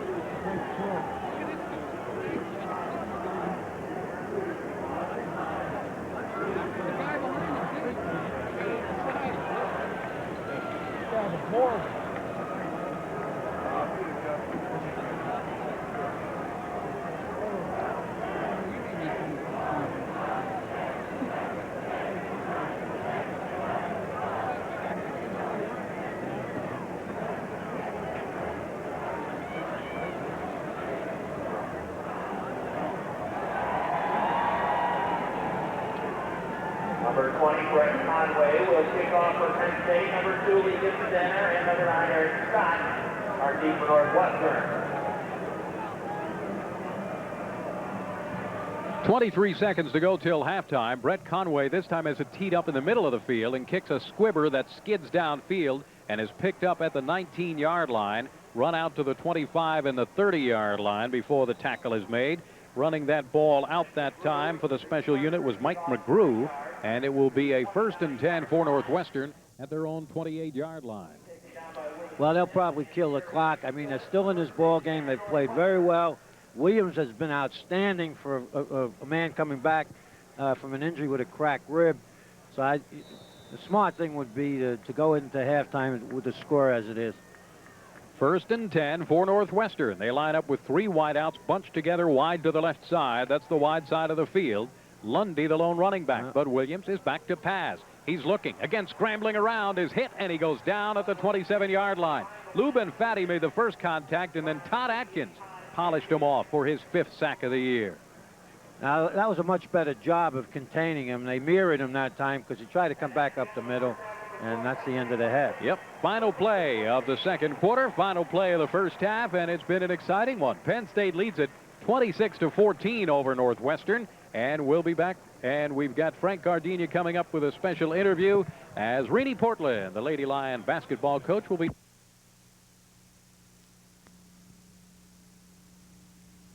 Supplemental lighting here. I wouldn't call it real football lighting, but they have the lights on here as the shadows begin to creep across. Brian Leahy will kick it off for Northwestern, has it teed up right in the middle of the field at the 35-yard line. And back deep for Penn State, Stephen Pitts and Shelly Hammonds back at the 10-yard line. Leahy, who has just kicked those short chip shots now, the last 2 times he kicked off, will kick it away again, and let's see if Penn State does something different here. And Perry's drooling at the mouth over there. He thinks he's going to get another one. This time, there's the high short one again, but this time it is picked up at the 27-yard line, caught on the fly by John Whitman, and he runs it straight up the middle and gets almost to midfield. John Whitman that time picked it up on the run and smashed up the middle out to near the midfield stripe. Chris Martin made the tackle for the special teams of Northwestern. So great field position, as that time that chip shot didn't work at all. I'm not quite sure I approve of that strategy because the ball's only carrying to about the 35, so any kind of a run back like that, and the team's got terrific field position on you. 1st and 10, Penn State. They open up with O'Neill and Archie in the I formation. Wide outs each way. Ingram left, LaBarca to the right side. Ball is at midfield. The pitch goes back to Mike Archie off the right side. He's across the 50 down to the 45-yard line. William Bennett came up quickly from the secondary to make the tackle for Northwestern. Phil, you were asking about O'Neill before. He's back in the game, and he just made a great block. That old combination of Brady and O'Neill blocking on that corner is tough. Both of them made their blocks. 2nd down and 5 to go now for the Nittany Lions. I formation again with O'Neill and Archie, wide receivers to each side. Supplemental lighting here. I wouldn't call it real football lighting, but they have the lights on here as the shadows begin to creep across. Brian Leahy will kick it off for Northwestern. Has it teed up right in the middle of the field at the 35-yard line. And back deep for Penn State. Stephen Pitts and Shelly Hammonds back at the 10-yard line. Leahy, who has just kicked those short chip shots now, for the last 2 times he kicked off, will kick it away again. And let's see if Penn State does something different here. And Perry's drooling at the mouth over there. He thinks he's going to get another one. This time, there's the high, short one again, but this time it is picked up at the 27-yard line, caught on the fly by John Whitman, and he runs it straight up the middle and gets almost to midfield. John Whitman that time picked it up on the run and smashed up the middle out to near the midfield stripe. Chris Martin made the tackle for the special teams of Northwestern. So great field position, as that time that chip shot didn't work at all. I'm not quite sure I approve of that strategy because the ball's only carrying to about the 35, so any kind of a run back like that, and the team's got terrific field position on you. 1st and 10, Penn State. They open up with O'Neill and Archie in the I formation. Wide outs each way. Ingram left, LaBarca to the right side. Ball is at midfield. The pitch goes back to Mike Archie off the right side. He's across the 50 down to the 45-yard line. William Bennett came up quickly from the secondary to make the tackle for Northwestern. Phil, you were asking about O'Neill before. He's back in the game, and he just made a great block. That old combination of Brady and O'Neill blocking on that corner is tough. Both of them made their blocks. 2nd down and 5 to go now for the Nittany Lions. I formation again with O'Neill and Archie, wide receivers to each side. Ball is in the right hash mark. Justin Williams now in motion from right to left. Hand off to Archie again, straight up the middle. Is hit at the line of scrimmage and goes ahead for maybe another 2 on the play. Corey Singleton was the one who crashed in to make the hit in the backfield and ended up making the tackle, and he was blitzing again. And Corey Singleton is the strong safety, and he's right on the line of scrimmage, and you know, that would have been a good down to pass, some play action. Let's see if they come back to pass. Collins is throwing the ball very well. 3rd down play. Scott and Ingram both split wide to the left side. Draw some attention out there. Now, here goes Archie in motion from the backfield out to the right. Collins straight back to pass. Blitzes on. He throws. Archie makes a catch at the shoe tops at the 39-yard line and goes down there as Steve Shine pulled him down. That's a Penn State 1st down. Nice catch by Archie. Well, they ran the tight end deep, and then Archie came out underneath him. I didn't think he was going to make it at first, but he made the catch, came back, made a good catch, and stretched it out for the 1st down. Nice play. 1st and 10. Penn State, LaBarca and Ingram wide to the left side. I formation in the backfield on 1st down. And Kerry Collins has him ready to go. The pitch back to Mike Archie follows a block by O'Neill. He's down to the 30. The 25 cuts outside at the 20. He's at the 15 and bumped out of bounds at the 13-yard line by Chris Martin. Good run by Archie. Great play. Unbalanced line, Bill. They had the 2 receivers in the tight end. That's to offset all that blitzing. Everybody sealed it off. Big hole. Took it up to the inside. Broke it to the outside. And they caught Northwestern flat on that. They did not adjust to the unbalanced line. And Mike Archie now over 100 yards in the game, 115 yards on the ground unofficially for Mike Archie as he goes over 100 for the 2nd week in a row in relief of Kijana Carter. 1st down and 10. Penn State, 2 tight ends now. LaBarca, the lone wideout, is wide to the right. Handoff to O'Brien O'Neill off tackle to the left side, and he just carries some people with him down to the 10 and 9-yard line on the play. It'll be a 2nd down and 6 to go for Penn State at the 9-yard line of Northwestern. John Hellebusch made the tackle. This is just power football. Penn State's offensive line really controlling it now, blowing the Northwestern defense off. Tighten their splits down so you can't get too much penetration in the gaps. And they got Brian O'Neill running that football. You give him a crack, you know, he's a load to handle also. 2nd down play, 6 to go for Penn State. Engram splits left. He already has a touchdown catch in this game. LaBarca right. Archie on the wing. Back to passes Collins. He's looking. Throws one close to the end zone, incomplete. As he was going to the left sideline for Bobby Engram. And pass was just too high for him. It'll be a 3rd down play. That's a time, you know, remember now, he hasn't played that much. Sometimes he goes back to the receiver after the receiver has made a touchdown and could have gone someplace else. Archie looked like he was a little freer in the corner of the end zone, but they still have 2 downs to make that 1st down if they want to. They might, if they don't make it, they'll probably kick another field goal. 3rd down play, 6 to go for the 1st down, 9 to go for the touchdown. Wide outs each way, split set in the backfield now on 3rd down. Freddie Scott in motion from left to right. Kerry Collins rolling to the right side. The blitz is on. Collins, he throws. It's incomplete, and a flag is down. They're going to call Kerry with grounding the ball. Well, there was a receiver, Scott, out there. The heat was on. Steve Shine was all over him, as was Corey Singleton, who again was blitzing as he is in almost every play. I don't know about that yet. Grounding is the call, but man. There's 2 receivers out there. You know, Kerry's not the fleetest of foot, and I'm not sure he's that does that good of a job when he rolls out, but they definitely called it. Penn State has not really had a good call in their favor today. There were 2 people down there, and Joe is really upset. So they're going to go. Lassa down on the play, so Penn State was all the way down to the 9. The penalty takes it back to the 25, and it'll be 4th down. So no choice about this one. It has to be a field goal situation, and Craig Fayak will attempt another 42-yard field goal. He already has 2 from 42 yards out. You know, Bill, in that situation, everybody knows he's really intentionally grounded, but the rule says if there's a receiver there, you don't call it, but they called it. Craig Fayak has it ready to go. It's from the right hash mark. He hit one from this very spot earlier. Snap is down. The kick is up, and this one is no good. Off to the left side as Craig Fayak misfires on that one, but still has 2 of 3 from 42 yards out. Score remains Penn State 26 and Northwestern 14, and Northwestern will get the ball back 1st and 10 as they will take over on downs now. So the Wildcat offense will be on the field for the first time here in the 2nd half of the game. They'll have it 1st and 10 from their own 25. And remember, for high-quality color film processing in Lion Country, head to Rite Aid. You get low prices and quality prints guaranteed. Well, Penn State had a chance to put it away with being down on the 9-yard line, and they let it slip through their hands. 1st and 10, Northwestern from their own 25. On 1st down, handoff goes up the middle. Lundy running it up the middle, but he goes straight backwards after he's hit at the line of scrimmage. Maybe a gain of a yard and a half on the play. Lou Benfatti led the defensive charge for Penn State with Brian Gelsheiser. I think the Penn State's defense are a little upset with themselves the way they played in the 1st half, and because that time that was what we call gang tackling. There was 6 white shirts around that ball carrier. Play coming in from the sideline as Larry Guess brings the play in, and Dave Beasley goes out. Gamble, Gissendaner, and Guess all split to the right side in that bunched up formation out there. 1 running back is Lundy. 2nd down and 9 to go now. In motion, Gissendaner to the left side.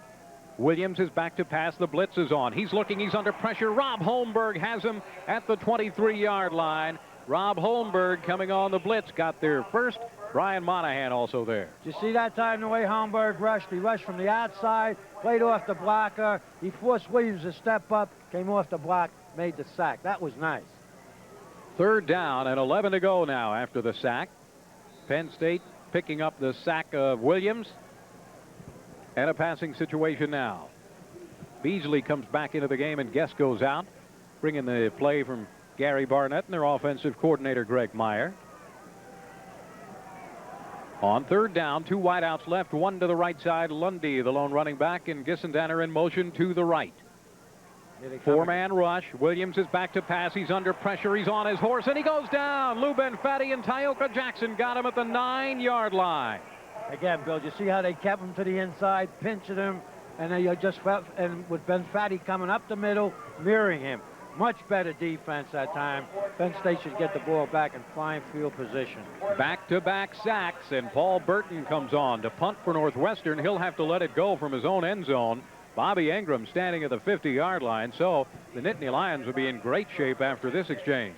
He averages 39 point something per kick. Here's the snap. The rush is on, and Burton gets away a pretty good kick. Ingram takes it right at midfield, starts the return to the left, cuts it back to the right, and he's down to the 42-yard line. That's all, but the Penn State offense in nice shape to start it off. Steve Shine, one of those down there to make the tackle. And it will be a 1st and 10 for the Penn State offense. Here they come again. Let's see if they can get some points on this drive. 10:07 to go, third quarter. It's 26-14. Penn State leads it. And on first down, LaBarca to the left, Ingram to the right side, and an I formation in the backfield. Now they split into a set with Archie and O'Neal behind Collins. The handoff to Brian O'Neal straight up the middle. Picks up a couple of yards before he runs smack into Steve Ostrowski after a gain of 2. Second down, 8 to go, and this Thanksgiving holiday will be a great time to see the Nittany Lion wrestling team in action. Nittany Lions will host Oklahoma State the day after Thanksgiving, Friday, November 26th at 7:30 in Rec Hall. This matchup between these two nationally ranked teams expected to draw a big crowd. So we'd like to encourage you to get your tickets in advance. Penn State Wrestling. Call the Penn State ticket office to ensure your tickets. Collins is back to pass, scrambling to the right now on second down. Looping one for Ingram deep downfield. Bobby Ingram makes the catch at the 5-yard line, and he's out of bounds. What a catch by Ingram. Yeah, but that was give Collins a lot of credit on that. What happened on that play, Ingram got single covered, and they were going to go to him. They audibleized. They had to rush on, and then Collins got caught out of the pocket on a dead run, and then Ingram went downfield, took it on his own, led him. Great play on both sides of it. Bobby Ingram now 7 catches and 116 yards in this game, and again the Lion offense is inside the 10. They have a 1st and goal at the 5-yard line. 2 tight ends now. One wide out, wide to the left. I formation in the backfield, and Freddie Scott in motion to the right side. Ingram handing off to Mike Archie off right tackle. Runs into Hugh Williams at the 4-yard line. A gain of about a yard on the play. 2nd down and goal from the 4. A lot of teams use a type of a play in this situation when everybody's coming, a little fake and let the quarterback do a semi-roll and hit a tight end on a delay pattern. But I think if you're going to run here, you got to try to go off tackle and out. They just got that whole inside bunched up in there. 2nd down. Penn State stays with the 2 tight ends. One wide out. That's Freddie Scott. He's wide to the left side. Everybody else in tight. The pitch goes back to Archie, sweeping the right side. He dives down to the 3. So just another yard on the play. And it'll be a 3rd down and goal from the 3-yard line as they unstack the pile there. Ostrowski in the middle of the action again for the defense. And Brian Mills coming in. Let's see if they use him as a decoy or give him the ball. Last couple of times near the goal line with inside the 4, he was able to bull it in. 3rd down and goal from the 3. Here is that power I setup with O'Neal, Archie, and Milne in the backfield and 2 tight ends. So everybody stacked in tight. The fake handoff to Milne. Collins throws into the end zone. It's picked off. William Bennett intercepted the pass in the end zone. Well, Bill, I tell you, they were holding the tight end. I don't know, is there a flag down on that? If it is, it's holding. Because they were holding. That's the play we were talking about, and they were holding. A lot of people, the outside linebackers are taught, if the guy's got your beat, grab him. That's it, it's holding. Yep. Holding is called against Northwestern. I think that is the 2nd penalty called against Northwestern in this game. And it happened right in front of the linesman there, so he had to call it. But the point is, it was flagrant. They had a good grasp for the jersey. I've almost given up here that they weren't going to call it, but that was a good call. So Penn State has the interception back as they get the ball back, and they'll have a 3rd down and goal from inside the 2. That's a 1st down, Bill. 1st down, that's right. 1st down and goal from inside the 2-yard line now. 8:08 to go in the 3rd quarter. 26-14, Penn State leads it. The power I again with O'Neill, Archie, and Milne in the backfield. Hand off to Milne. Off tackle to the right side. Tries to move everybody into the end zone. Oh, man, is he tough to bring down. Ball squirted out of there at the end, but they say no, he was down. Steve Ostrowski, Steve Shine, and Mark Ruddy all around the ball. You could see there were about 4 defensive players who had him stood up, and Milne was still cranking away. He took it down to about the 2-inch line. He seems to be the guy that's able to make that kind of a move. He's a bruising kid. He's big, and he's rangy, and he's got the ability. He's got good body lean. So I would give it to him again. Bill Koziel, the nose guard, getting up slowly. Right now, let's pause 10 seconds for station identification. This is the Penn State Sports Network, a division of the American Network Group.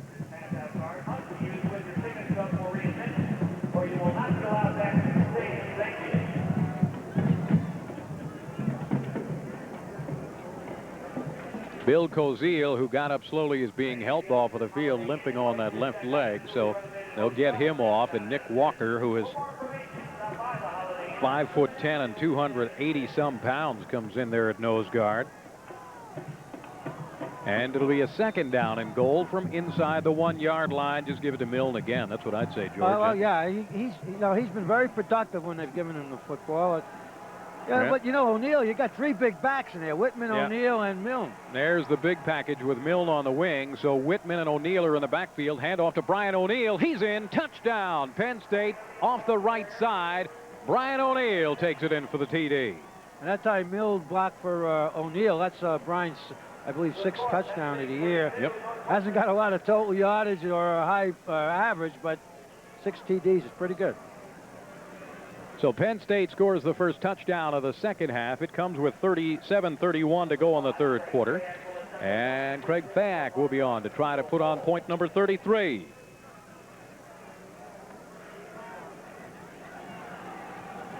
Penn State got the second chance, of course, after an interception by Northwestern in the end zone was nullified by a holding penalty. The extra point kick is up. It's solid. It is good. And Penn State now leads it 33-14 in the third quarter here at Dyke Stadium in Evanston, Illinois. We'll return right after this on the Penn State Sports Network.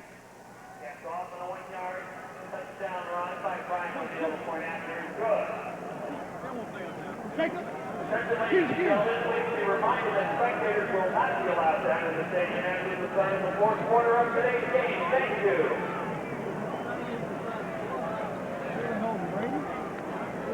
Northwestern would like to thank Active Restaurants for their sponsorship of Wildcat football. Season ticket holders save your ticket tax for a valuable coupon redeemable at all 5 Active locations.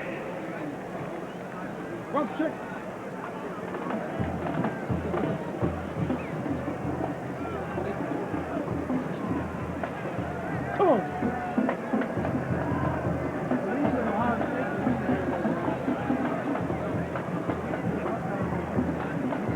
For Penn State, number 20, Frank Conway. Keeper Northwestern, number 2, Lee Dixon Danner, and number 9, Eric Scott.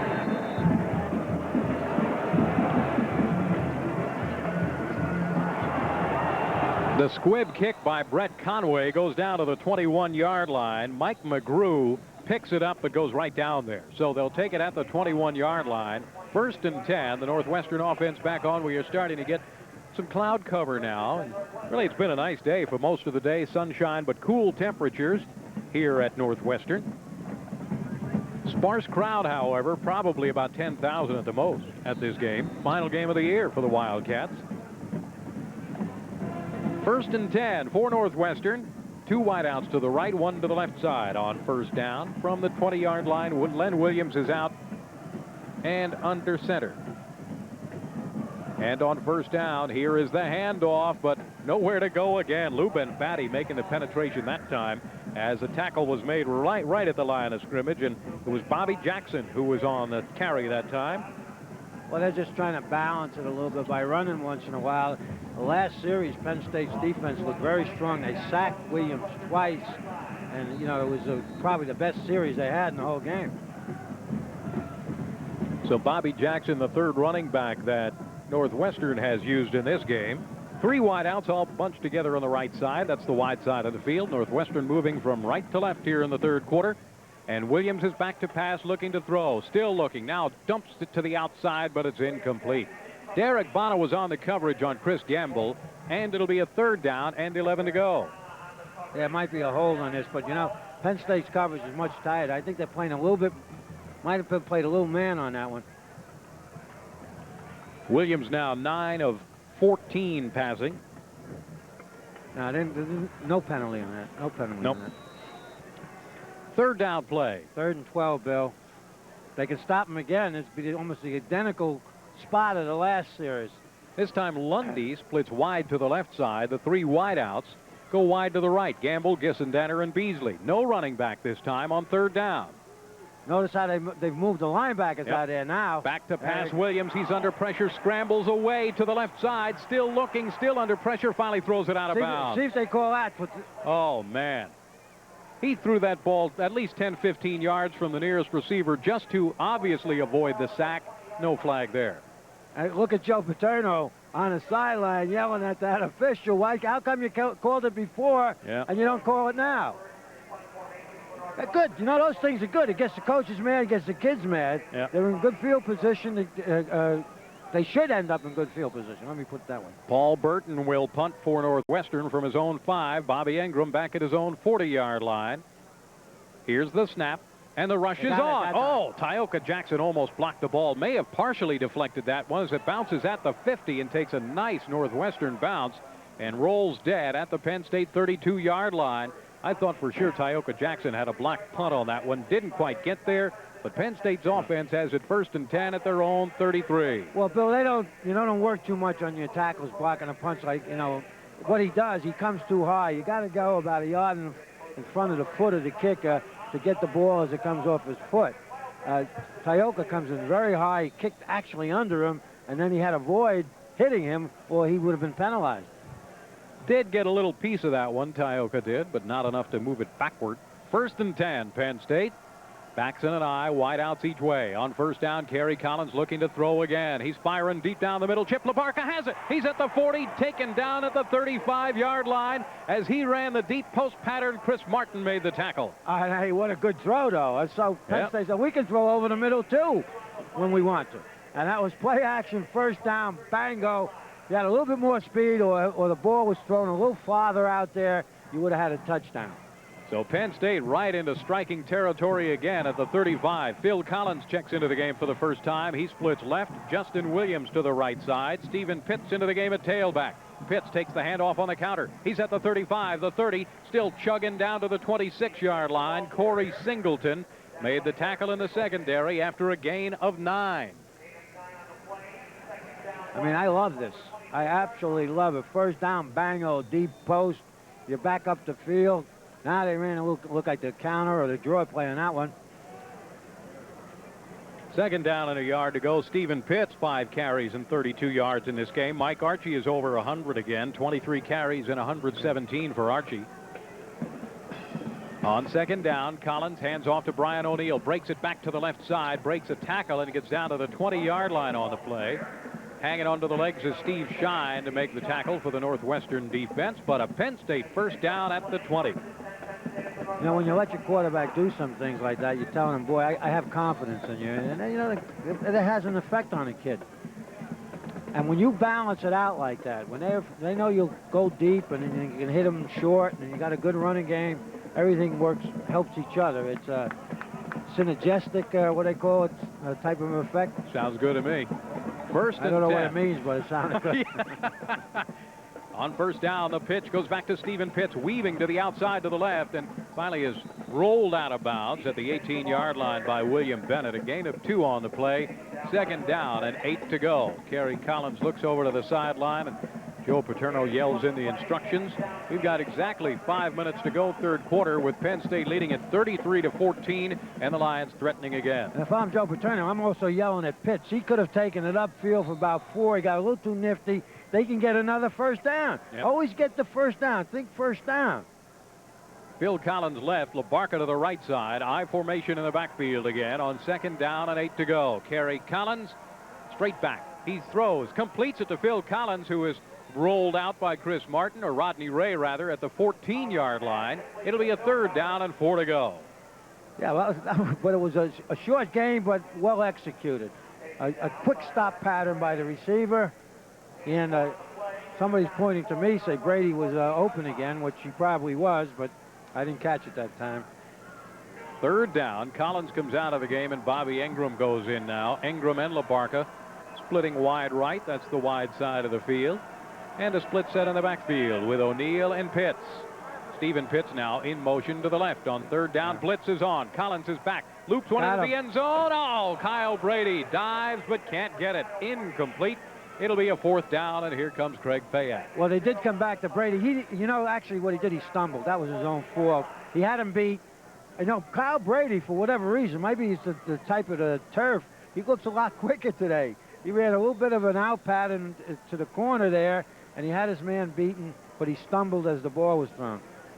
Craig Fayak, who has 2 field goals in this game from 42 yards out, will now attempt a 31-yarder. This one from the left hash mark out of the hold of LaBarca. All set to go now. The snap is down. Fayak's field goal is up. Certainly long enough, and it's good. So Craig Fayak tacks on another 3, and Penn State leads it 36-14.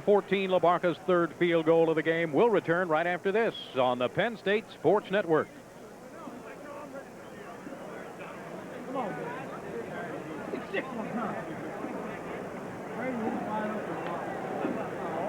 Penn State scoring drive, 37 yards in 7 plays.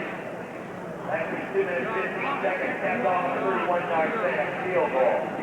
And here's an update in South Bend in the third quarter.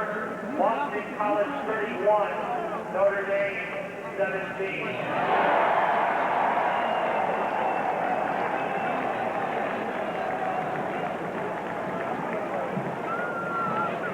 The 31st annual Midland Wrestling Championship will be held at Wells Line Arena on December 29th and 30th.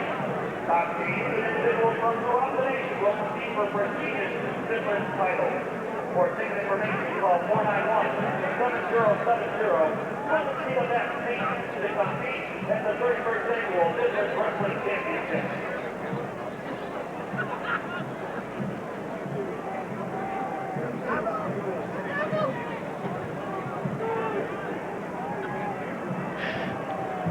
Penn State will kick it back. Here's Brett Conway. Kicks a low knuckleball squibber. It is fielded by one of the up men at the 25. Out to the 30-yard line. Out to the 35 and the 40 and out to the 44-yard line. Again, Conway kicking the squib. That was picked up by one of those up guys. And that was Tim Sharp, a linebacker, who ran it all the way out to the 44. Man, he can move a little bit. Yeah, he ran that very well. That's good field position. You're on a 45. Let's see if they can do anything, because the last 2 times it's been 3 downs and out. In this half, 3 of Northwestern's 6 offensive plays have been for minus yardage, so they have not been doing too much on O here in the second half. Penn State's squeezing them right now, and they have to throw the ball, and they have to throw it deep. First down, 10 to go. Back to pass. Williams under pressure, throws to the outside and skips it into his receiver because Tyoka Jackson was all over him. You know, Bill, as I say before, football is a game of angles, especially on defense. One angle cover another. Tyoka's coming. He's coming hard, but he's coming just a little deeper off that outside shoulder. Second down play and 10 to go now. We've got 4 minutes and 1 second to go in the third quarter. Penn State up 36-14. They've broken open what was once a Northwestern lead, 14-13 in the second quarter of the game. Second down play, 3 wideouts all bunched out to the right side now. But Gissendanner in motion to the left side. Lundy, the lone setback, takes the handoff off tackle to the left side. He's out to the 35 and then runs right into Brian Gelsheiser at the 45 at the 47-yard line. So it'll be a third down and about 5 to go for the first down. Just used Gissendanner for motion because they know he's going to get a lot of attention, and hoping the linebacker loosens up, and they ran the ball up to that side. But we said last week, Brian Gelsheiser has become one of Penn State's not only top linebackers this year, but in the mold of some of the great ones. Third down play, 3 wideouts, right, 1 to the left side, no running back. So Penn State vacates the middle with the linebackers and moves them outside. Williams back to pass under pressure. He throws incomplete. Tyoka Jackson almost took his head off. Man, he came around there like a locomotive. You know, a pro scout would see that. That would impress a pro scout that he's that quick to come around. What I told you before in the first half, when he's going to pass rush, he widens himself a little bit. So the tackle, unless the offensive tackle is awfully quick, he can't drop, get in the right position to pick him up. And that time, Williams had no chance. Paul Burton to punt it away for Northwestern. Bobby Ingram back at his 15-yard line. Penn State looks like they're setting up return. Only 4 men up on the line of scrimmage. Maybe watching out for the fake, too. Here's a high snap to Burton, but he pulls it down, gets the kick away. Ingram signals fair catch, but lets it bounce, and did it make it into the end zone? No, they mark it down. Wait, we have one signal and a touchback. Oh, wait a minute. Bill, you called it. One official's calling touchback, one is putting it on a 1-yard line. Now, let's see what happens. It's going out. They're bringing it out to the 20-yard line, yeah. They made a shot at it at the 1 as it was batted out of the end zone, but didn't get it. The player can be up in the air in the end zone if the ball's not. That time the ball was up in the air and they batted it back. But you see how you get controversy among officials. One of them wanted to give it to Northwestern. The other one made the correct call. 1st and 10, Penn State from the 20-yard line. Archie and Milne now in the backfield in a split set behind Kerry Collins. Wide outs each way. Ingram left, LaBarca to the right side. Kyle Brady on the right side of the formation. Pitch goes back to Archie, following Milne around the right. He's to the 25, to the 30, to the 35, the 40, and out to the 44-yard line. Dragged down by Corey Singleton deep in the secondary after a gain of 29. Well, Northwestern defensively is not, not using good sense. They're selling out. They came off that corner with 3 people. They had actually 9 people coming. And once you get past the line of scrimmage, there's nobody there. There's no pursuit. And Mike almost took it all away. Another 100-yard day for Archie for sure. Well, he's got 142 right now. 1st and 10, Penn State at their own 45-yard line. They come again. Hand off to Milne. Milne is hit at the line of scrimmage and goes down after a gain of just a yard on the play. Ran into Bill Koziel, who's back in there. He left the game earlier from that nose guard spot. He's back in and made the stop. It'll be a 2nd down and 9. Well, they're bringing a play in with LaBarca, and I'm pretty sure they're going to go back to that. They're going out, they're getting one-on-one on those wide outs. Might try that deep post again. I'd like to see Scott catch one because I want to see him catch and run with it. He's out of the game now, but he's got real speed, and he's going to be a comer in the future. Milne and Archie in the I formation. Play action. Collins back, setting up middle screen to Kyle Brady. Brady is at the 50 and down to the 45-yard line. Ball stripped out of there at the end of the play, but no, Kyle was down. And William Bennett made the tackle. It'll be a 3rd down and about a yard. George, was that a screen or just a quick hitter? I think it was a delay. It could have been a tight end screen, but he might have got upfield too much. Sometimes, tight ends don't run screens that well, except in the pros, because in college we don't work on it that much. But when he gets the ball and turns around, it looks like Godzilla coming at you if you're a defensive back. I mean it. I think he's 6'6.5", and, carries about 255 of lean muscle. 2nd catch of the game for Kyle Brady. 3rd down, less than a yard to go. So 2 tight ends, 1 wide out. And the handoff to Brian Milne. Milne just dives ahead across the 45. That's enough for a Penn State 1st down. He's tough to stop even in a short yardage situation. And it'll be a 1st down for Penn State at the 44. Jeff Shine made the tackle that time. The field has something to do with it, Bill, but don't they look so much quicker on offense over the last few weeks, relative to some of the games that we've seen in the past? They're real sharp, and I mean everybody. I mean the ball carriers, the offensive lineman, the quarterback. This is the best offense we've seen. 1st and 10, Penn State. Pitch back to Archie, off right tackle again, tries to weave outside, but is chopped down by Chris Martin after a gain of just 2 on the play. Kerry Collins is enjoying his best passing day of the season. 18 of 27 right now, 264 yards.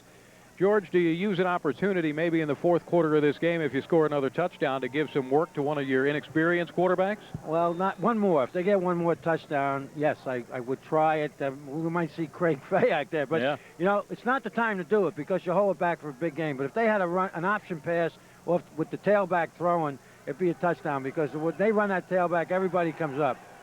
He's got him. Here's Collins throwing downfield again. Oh, Justin Williams, nobody had covered him. He was all by himself at the 15-yard line, but Collins overthrew him and incomplete. Bring it back and make it a 4th down and 7 to go. Nobody covered Justin Williams. That's the old story. He's too open. That was too easy. And Justin Williams is probably saying to himself, what's he got against me? He was running free. I mean, it wasn't anybody, and I'm not exaggerating, within 20 yards of Justin Williams. 3rd down play, or did I say 4th? It is a 3rd down and 7 to go. Kerry Collins goes under center, but then decides to call a timeout and go to the sidelines and talk about this one. So Penn State calls a timeout, leading it 36-14, and we'll return right after this word on the Penn State Sports Network.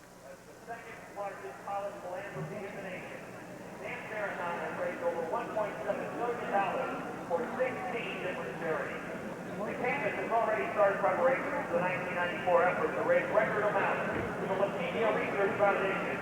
Please do your part for the 1994 Dance Marathon. And Big Brady, and Brady makes sure you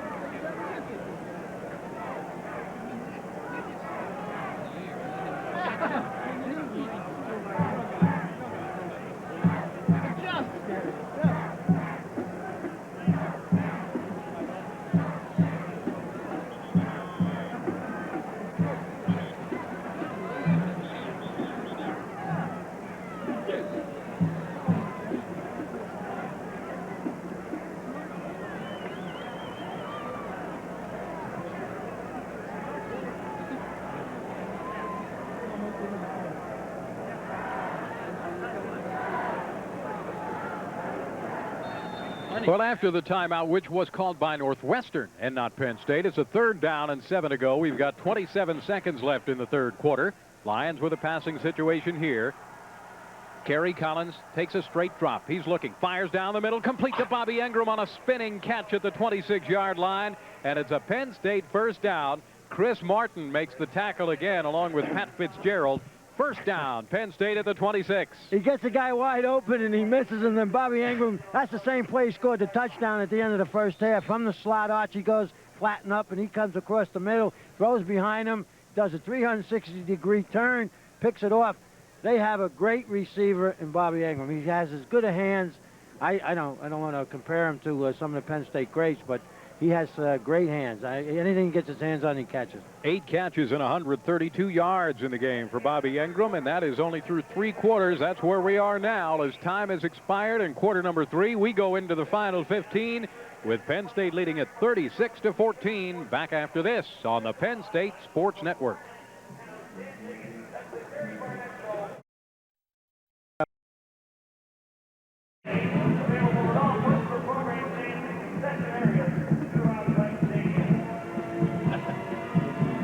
First down for Penn State as we enter the 4th quarter of the game. 36-14. The Nittany Lions getting 3rd quarter, a touchdown from Brian O'Neill on a 1-yard run, and a Craig Fayak 31-yard field goal. That's the 3rd quarter scoring. Meanwhile, the Northwestern offense has really been clamped here in the 2nd half. So far in half 2, they have minus 11 yards of offense. 2 wide receivers wide right. Phil Collins and Justin Williams now. Justin Williams in motion to the left side. I formation and a handoff to Mike Archie. Straight up the middle as he just keeps the legs moving and gets down to the 23-yard line for a gain of 3. John Hellebush, the senior defensive tackle, makes the stop for the defensive Northwestern. 2nd down, 7 to go. Northwestern's defense has to be getting tired now, you know, going into the 4th quarter, and they've been on the field most of this 2nd half. Northwestern has not really substituted a whole lot. Penn State still has not punted, right? That's correct. V.J. Masillo getting a day off. 2nd down and 7 to go. The quick pitch goes to Archie, bounces to the left side. He's at the 20. He's at the 15, down to the 10. Archie at the 5 and out of bounds. Did he get in? Touchdown, Penn State. He made it in right at the pylon. Mike Archie carried the last man into the end zone. TD. Bill, would you call that a pretty good run? Amazing. Unfortunately, the fans cannot see it on TV. I mean, he made the cut. They had the blitz. Albeit so, Northwestern is tired. He made a cut, made one guy bounce off, made a cut to the inside, broke it back to the outside, and then dove in for the touchdown. That was a great run. Craig Fayak is on to attempt the extra point as Penn State adds a touchdown early in the 4th quarter of the game, and they'll go over the 40-point mark.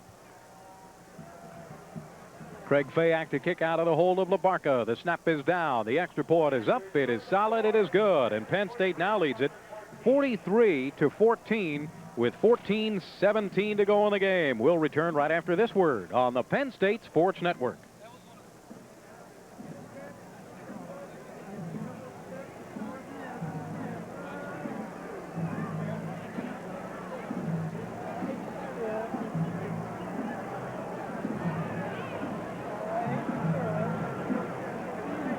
Penn State scoring drive, 8 yards, 9 plays, 3 minutes and 51 seconds. Gets off a 23-yard run by Mike Archer. The point after is good.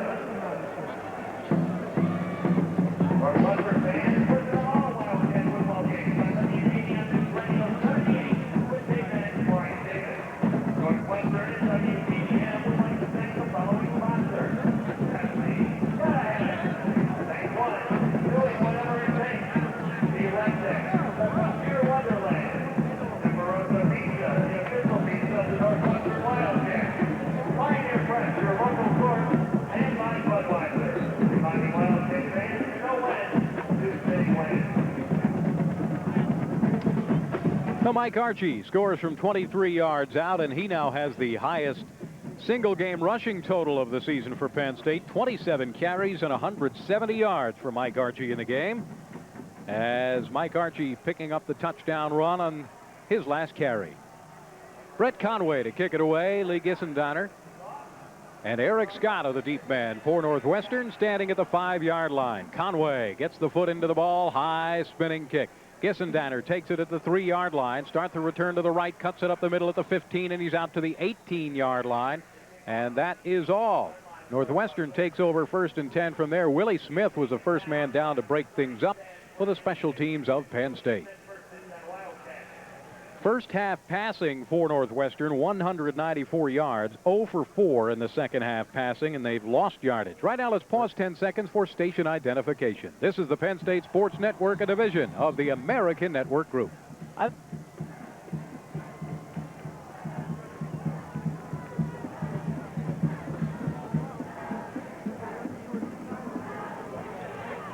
First and 10 for Northwestern on first down. The handoff goes to Lundy, sweeping the left side, gets part of the corner and is shoved out of bounds at the 35, 36-yard line. Gain of about 5 or 6 yards on the play, and a second down and 4 to go. They had 3 wideouts to the same side, and they ran a sweep that way. And I think it was Bonner had a shot at him, and he broke the tackle. He's a pretty good back, Lundy. 2 wideouts right, 3 to the right, 1 to the left side now, and 1 running back Lundy. Second down, 4 to go for Northwestern at their own 25-yard line. Short drop by Williams, fires to the outside and completes it to Chris Gamble. He's bumped out of bounds by Pittman at the 35-yard line, but that's a Northwestern first down, so now they begin again to pick away. Bill, is that their first down in the second half? Yes, it is. Yes, and it first is. completion of the second half as well. What a difference, Penn State's defense right now. Now, with this lead, they're going to play conservative. I guarantee you fans out there, Penn State's defense, and that will be good strategy because you have a comfortable lead. First down and 10 to go. Northwestern at their own 35-yard line. Williams back to pass again, rolling to the right side now, directing traffic. He dumps it off to Lundy at the 35. He's to the 40 and steps out of bounds at the 43-yard line, about 2 yards short of the first down. It'll be a second down and 2 to go. Boy, did Tyoka Jackson again play that well. What happened, actually, Williams is just faster than him, but he put so much pressure on him. It looked like it was a long gainer after he dumped it off, but he was forced so deep. Quarterback was forced so deep by the time he threw it and the reception was made. It was, it was a 6 or 7 yard gain, not a big one. On second down, 2 wideouts to the left, 1 to the right side for Northwestern. Lundy, the lone running back now. Penn State going with their number 1 defense. Not a lot of substituting going on. And here's Williams. He's back to pass again. Looking, being flushed out of the pocket. Tyoka has him by the shirt, but he gets away and he throws it away. Incomplete. Tyoka Jackson was hanging on to the shirt of Len Williams, but he got away and threw the ball out of bounds. Williams gave him a pat on the back that time because he is putting heat on him. I think Williams, good athletes respect each other, and plus Tyoka's an awful clean player. And he had him by the shirt, couldn't get him down, and Williams got the ball off him, but Williams said good play. 13 minutes and 49 seconds to go on the game. Penn State leads this one 43-14. But Northwestern with a ball.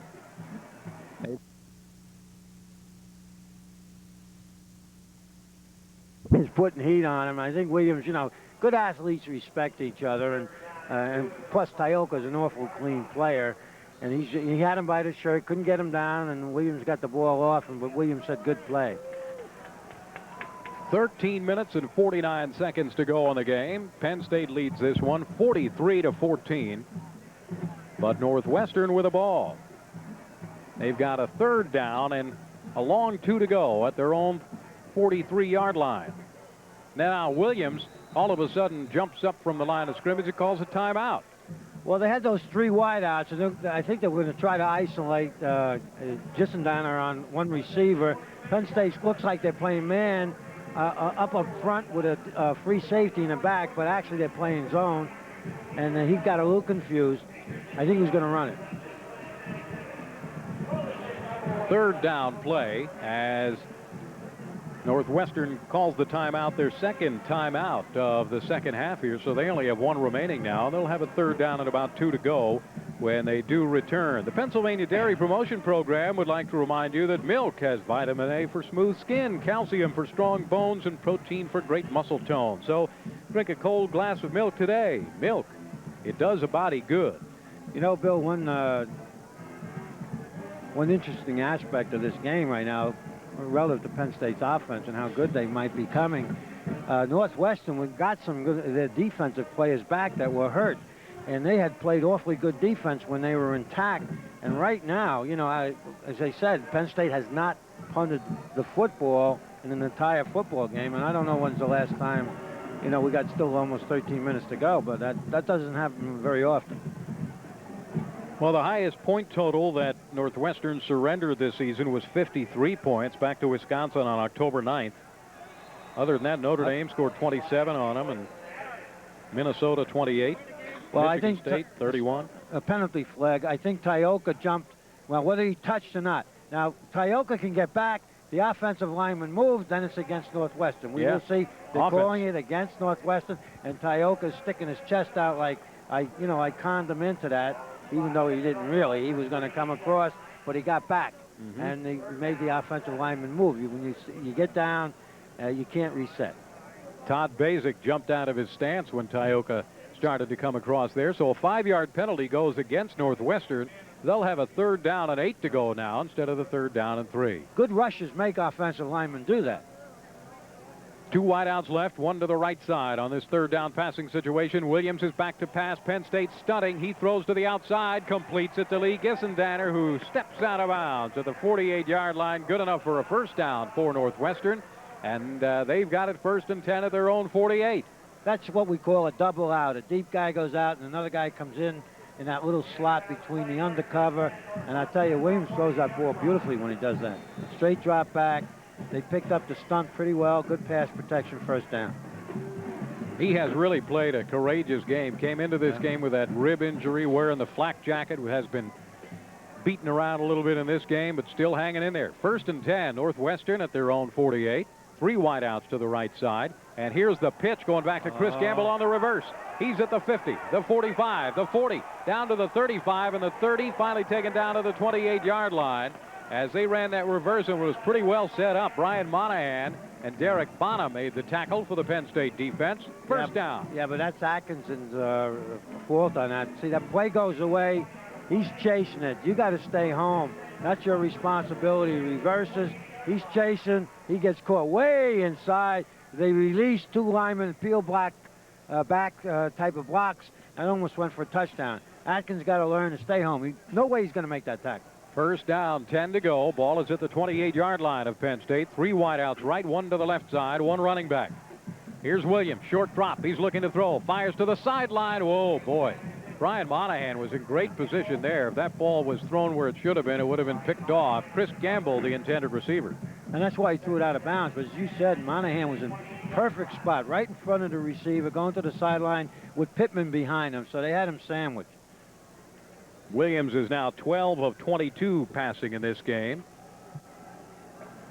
third quarter, they had absolutely nothing. He started to pick something up here in the fourth quarter. We've got 13:15 to go in the game. 43-14, Penn State leading.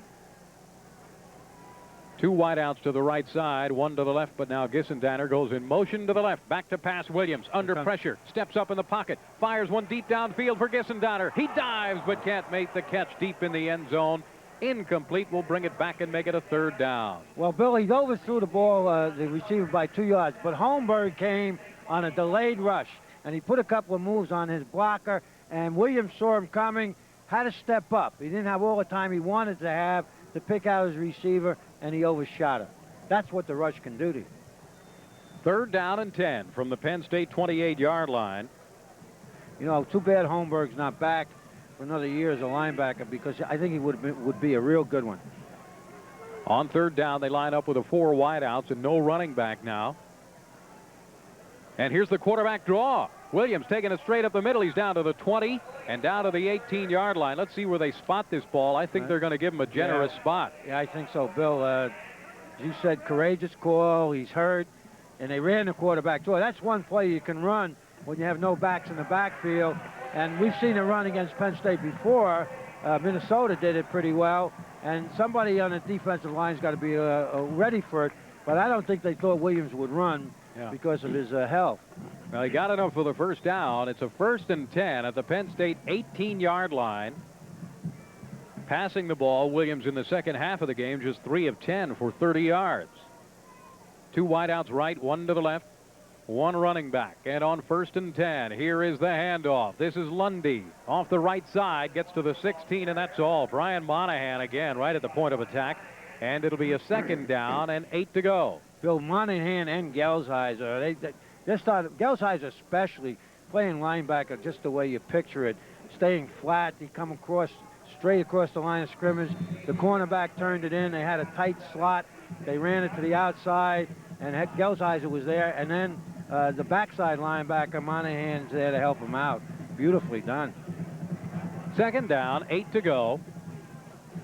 2 wideouts to the right. Gamble and Gissendaner. Beasley wide to the left side. And Lundy, the lone setback on 2nd down. Williams straight back to pass. Blitz is on. He's hit as he throws. Loops one into the end zone. Gamble makes the catch. Touchdown, Northwestern. Wow. Well, it was a great play. I mean, you got to give credit where it's due. They had the rush on. He never saw that completion, Williams, because the people coming sacked him as he was throwing it, got it up over the middle. Gamble just kept his feet, you know, within the boundary line, and that was a nice play and a touchdown for Northwestern. Extra point attempt now. Sam Vincenzisi comes into the game, gets the ball up, and the extra point is good. So Northwestern adds on another touchdown. Penn State now leading it 43-21 with 11:59 to go in the game. We'll return right after this on the Penn State Sports Network.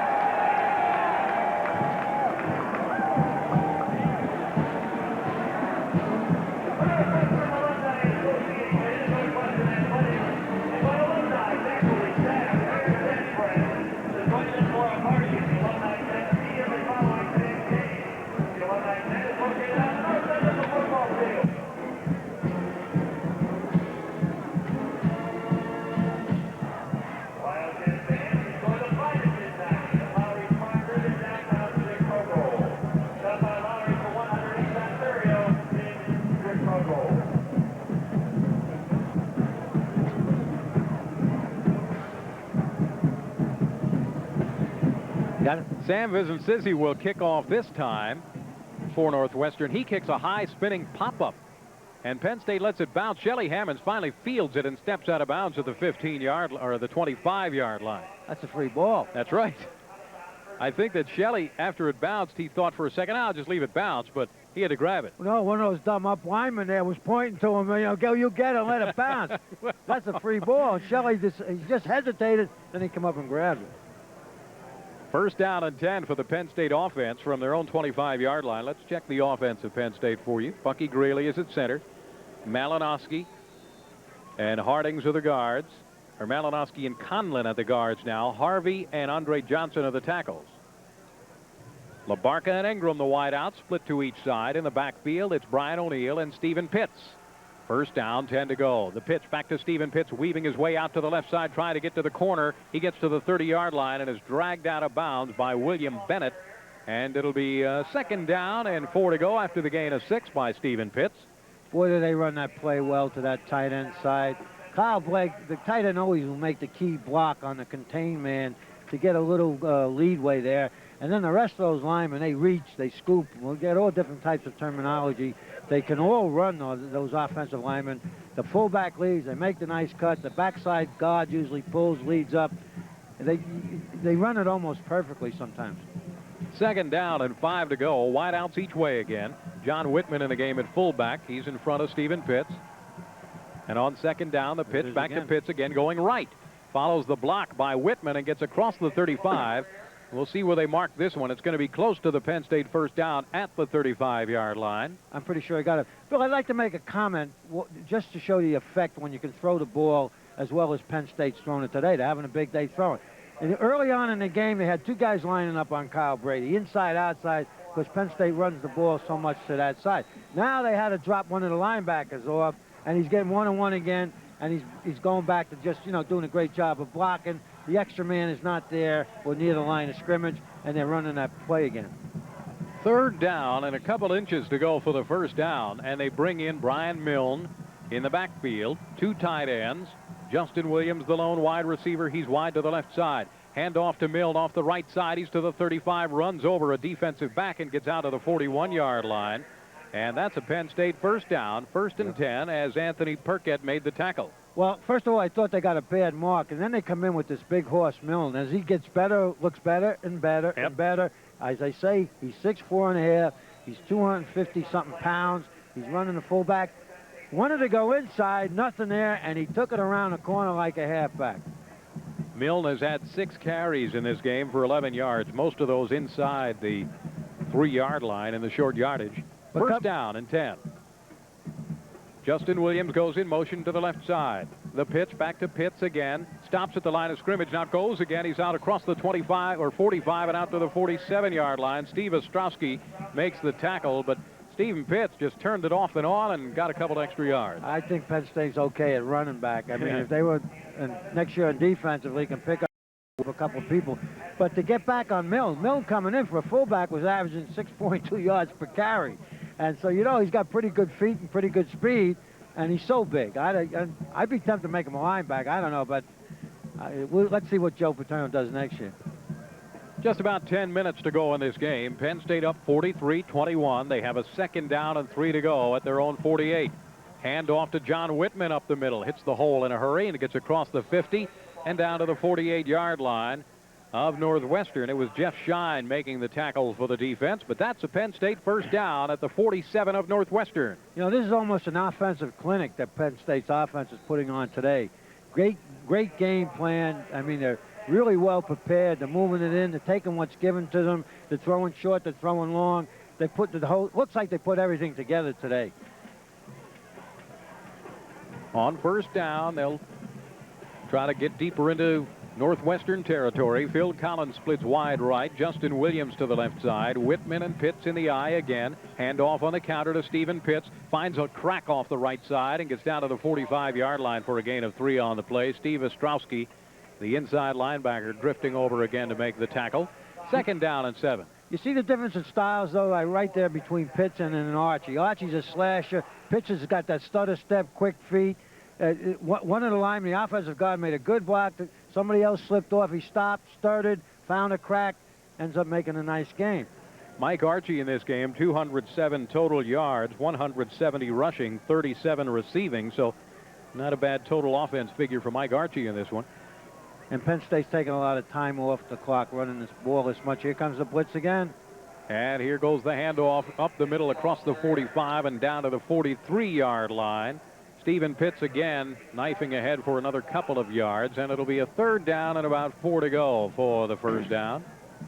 Well, so far in the game, when Penn State needed to make the short yardage of farther than 3 or more than 3 or 4, they've been able to do it with the short pass. On third down now, Northwestern brings in an extra defensive back into the game as Anthony Burkett comes in as the extra D-back. Third down play. Wideouts each way, split set of the backfield now. Kerry Collins takes a short drop. He loops one deep downfield, incomplete. Threw it too far for Bobby Ingram. He was just trying to throw a timing pattern to him. But it'll be a fourth down for the Nittany Lions. That was a great call, though, because they were blitzing. They had man-on-man. He went for all the numbers on that. He's got to learn sometimes, and you're going to do that to get a little air under the ball, get it up in the air, give the receiver a chance to run under it. That was almost a bullet. Lee Gissendaner drops deep for the punt return. V.J. Masillo to punt for the first time in this game. He's had a seat on the sidelines almost all the time. So the first punt for Penn State coming with 8:04 remaining. And they'll have to punt from inside Northwestern territory. V.J. will let this go from his own 45-yard line. Gissendaner standing at his 10. Here's the snap. V.J. kicks it high, hoping to hang it up down there. It bounces at the goal line and goes in. Penn State couldn't quite get there as Brian Miller was trying to get down there and down it. So it'll be 1st and 10 from the 20-yard line for Northwestern. 7 minutes and 57 seconds to go in the game. And remember, after this game, just like every game, we'll be selecting our PNC Bank Performance Player of the game. We select the outstanding Penn State player in each and every Penn State game. And I see now that Craig Fayak, George, is warming up on the sideline, throwing the ball. Well, that'd be a smart move. I'll tell you, that was almost a fantastic punt. Just missed the coffin corner on that. Let's see if there's any changes on the Penn State defense. Vin Stewart is in there along with Jeff Perry on the defensive line with Jackson and Ben Fatty. Let's see if Penn State also goes to a nickel package here. Not yet. Not yet. A shift by Northwestern. They end up with 5 wide receivers, no running backs on first down and 10 to go.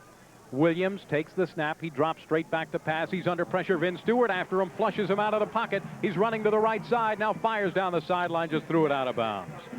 Vin Stewart that time got him out of there. Incomplete. That's a classic example of a bull rush, Bill, the way Stewart came in. He just defeated his man, pushed him back into the quarterback, and then he rolled out to the right with Jackson chasing him, and he just threw the ball as far as he can. Now, you got 5 receivers out, and that's the time. Forget about the quarterback. If he wants the quarterback sneak, you got a comfortable lead, and you got just about 8 minutes left, so you don't really care if he wants to run the quarterback. 2nd down and 10 to go. They line up with Lundy in the backfield this time. 2 wideouts right, 1 to the left side. But now motion from Gissendaner from left to right. Williams back to pass. Again, throws to the near side, complete to Gissendaner. He steps out of bounds at the 26-yard line. It'll be a 3rd down and 4 to go as he hit him on the out pattern. The only word I can think about Gissendaner is slick, nifty. We were talking about Ingram and probably nicknaming him Slick. This guy is a good receiver too. He's got his head in the game at all times. He can go deep. He runs good short routes, precise routes, and he also has excellent hands. 3rd down and 4 to go. And Northwestern down by 22 points in this game. 7:44 to go. Penn State leads it 43-21.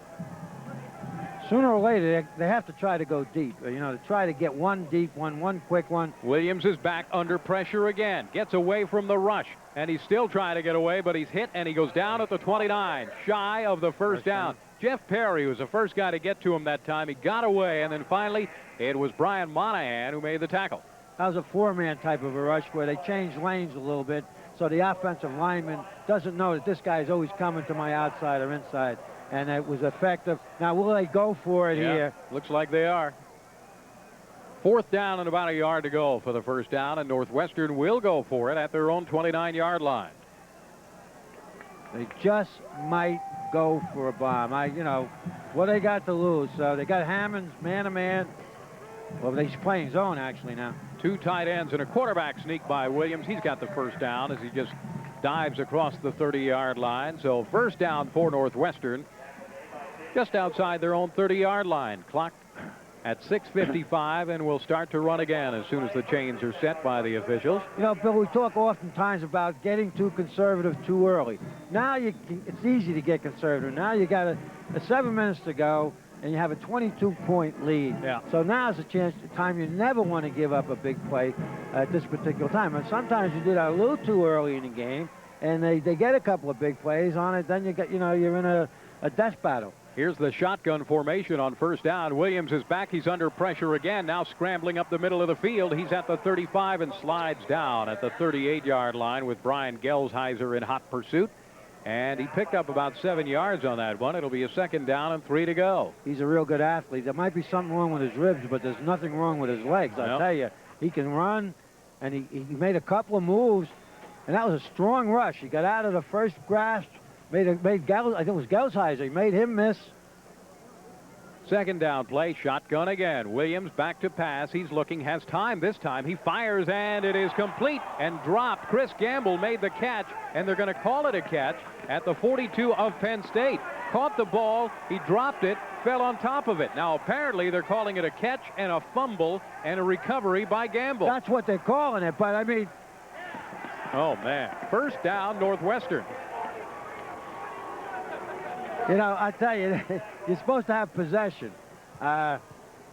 Didn't look like it. Yeah, well, at this juncture in the game, the officials tend to give people the benefit of the doubt. But Williams is a lot like that Charlie Ward operating that shotgun. Yeah. He's got good maneuverability.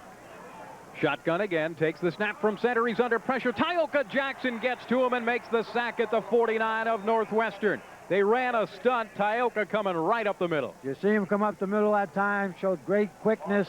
Instead of coming to the outside, this time he started out, broke it back to the inside on a little twist, and he was right in the QB's face. Nice play by Tioka. 4th sack of the game by Penn State.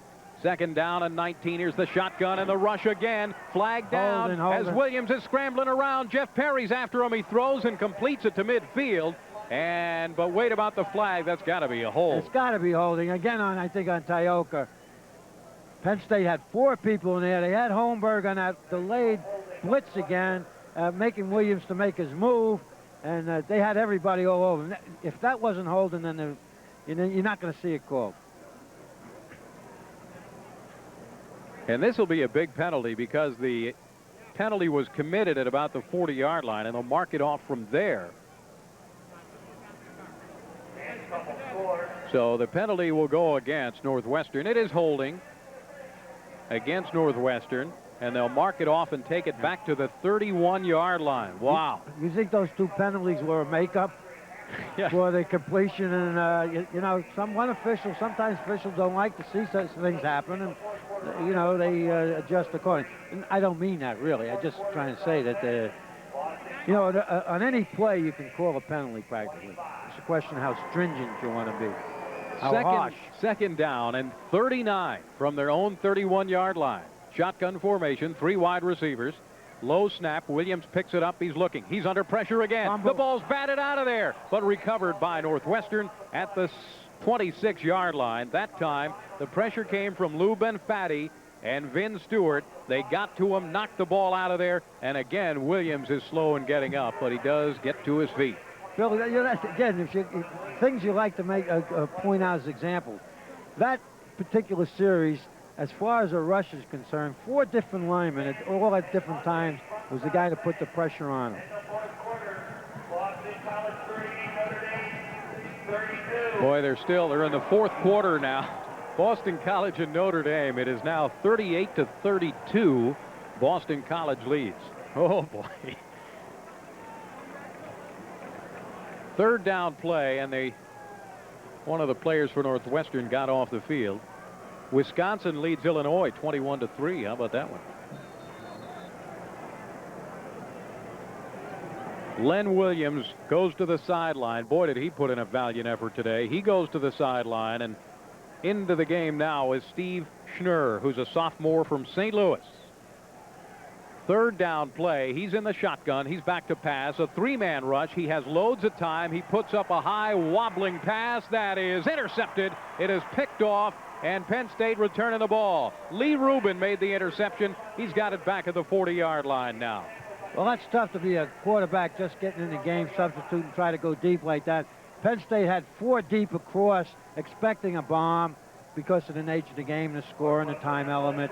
And Rubin just went up and took it away. It was a Hail Mary type of an operation. And here comes Craig Fayak into the game for Penn State to operate at quarterback. Did you ever think you would see Craig Fayak at quarterback? You know, one day he was warming up, and he was throwing as well as some of the quarterbacks.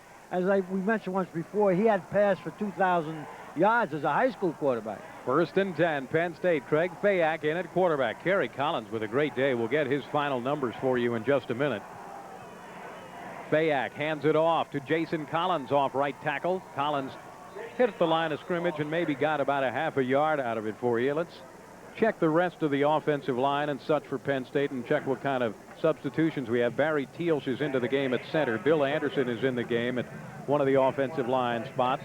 Wayne Holmes, Keith Conlon, and Dale Harvey complete that offensive line. Keith Olsemer is in at tight end. That's not exactly an inexperienced line, but Craig Fayak must be having a ball for himself right now. Second down, 9 to go. I formation in the backfield now. And on second down, the pitch goes back to Kim Herring. Off tackle to the left side. He's across the 35, and he's out to the 38-yard line. That'll bring on a third down and about 2 to go. Boy, they run that play so well. Yeah. Kim Herring is a true.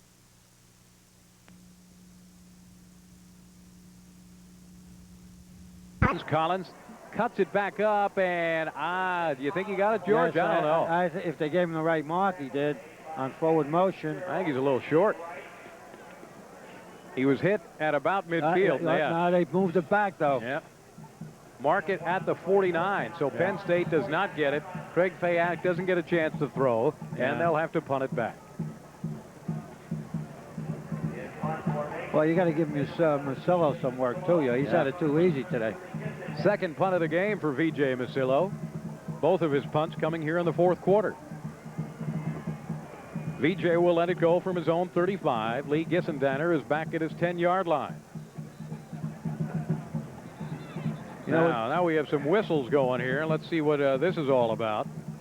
You know, with the color of the Northwestern uniforms, and I don't mean to denigrate them in any respect, but as the dusk comes and it gets dark, they almost look like men from Mars out there. Well, you must admit, George, that those are pretty bad uniforms. I mean, the color combinations and stuff, they're not very attractive. I don't think Gucci would like them, but a little bit of balance is the word. I think and again, we're not making fun of them. A little bit better balance, possibly. Kerry Collins' final numbers on the day, 19 of 30 passing, 261 yards and a touchdown. Not bad. Not bad for that guy that called up early on a pregame show, and they talked about whether he could be a good quarterback or not. V.J. Masillo to punt it away. They added 10 seconds to the clock. That was the stop in the action there by the officials. V.J. waiting for the snap from center. Brad Pantal to deliver that. They may let this clock run down and see if they can draw him offside. Maybe that's what they're doing here, because the 25-second clock is moving down inside 5 seconds. No, now they snap it. VJ gets the kick away. Gissendaner takes it at his 14-yard line, starts the return. He's out to the 20, to the 25, out to the 30-yard line. Josh Kroll made the tackle at the 33, and it'll be first and 10. Northwestern at the 33-yard line. Great quickness, great quickness. So Northwestern has it first and 10, and they have 2 minutes and 7 seconds to work with. It's 43-21. Penn State leads. And Steve Schnur will be back into the game at quarterback to direct the attack. Len Williams, the senior from Rockford, Illinois, played a valiant game with a rib injury and played pretty well, but finally had to go out of there. 3 wideouts, 1 running back. And on first down, Schnur hands it off, but no running room to be found. Nowhere to go. You know, people forget, why Penn State has not played as many players as they usually do at home. In a traveling squad, you're limited to just so many players you can take. And so there's still a lot of players out on that field that we would consider, first or second stringers. Yep. Bobby Jackson on that carry was hit for a loss. It's Perry, Stewart, Dave Thomas, and Atkins across the front line. Killen, Smith, and Yoboa Cody, the linebackers. Schnur is back to pass. He's looking. Throws to the outside. It is batted. Oh, should have been intercepted by Phil Yoboa Cody. It was right in his hands, and it bounced out of there. Incomplete. 3rd down and 11 to go. That had TD all over Yeah. it. He was out in the flat, nobody there. All he had to do was catch it and run it in.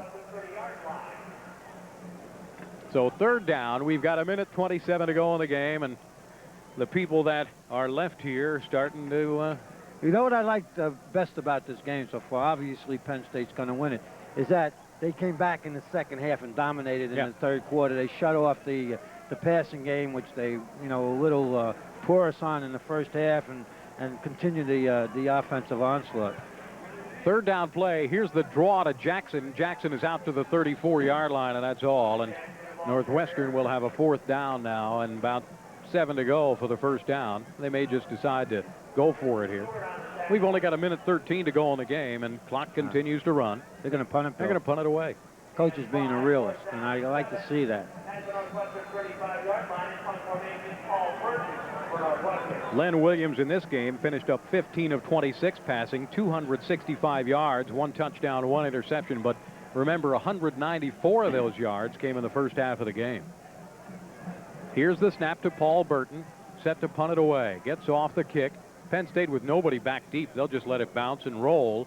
And it rolls dead at their own 21-yard line. So the Lion offense, 1st and 10 from their own 21. Well, Craig Fayak is happy about this because he'll have a chance maybe even to throw the ball one. I don't think so. There's 40 seconds left, Bill. I think he's just going to... But you know... He's going to say, fall down. But you know he's on the sideline saying, come on. Fall down and protect your right leg. Let me throw one. Yeah, protect your right leg. Here comes Fayak on.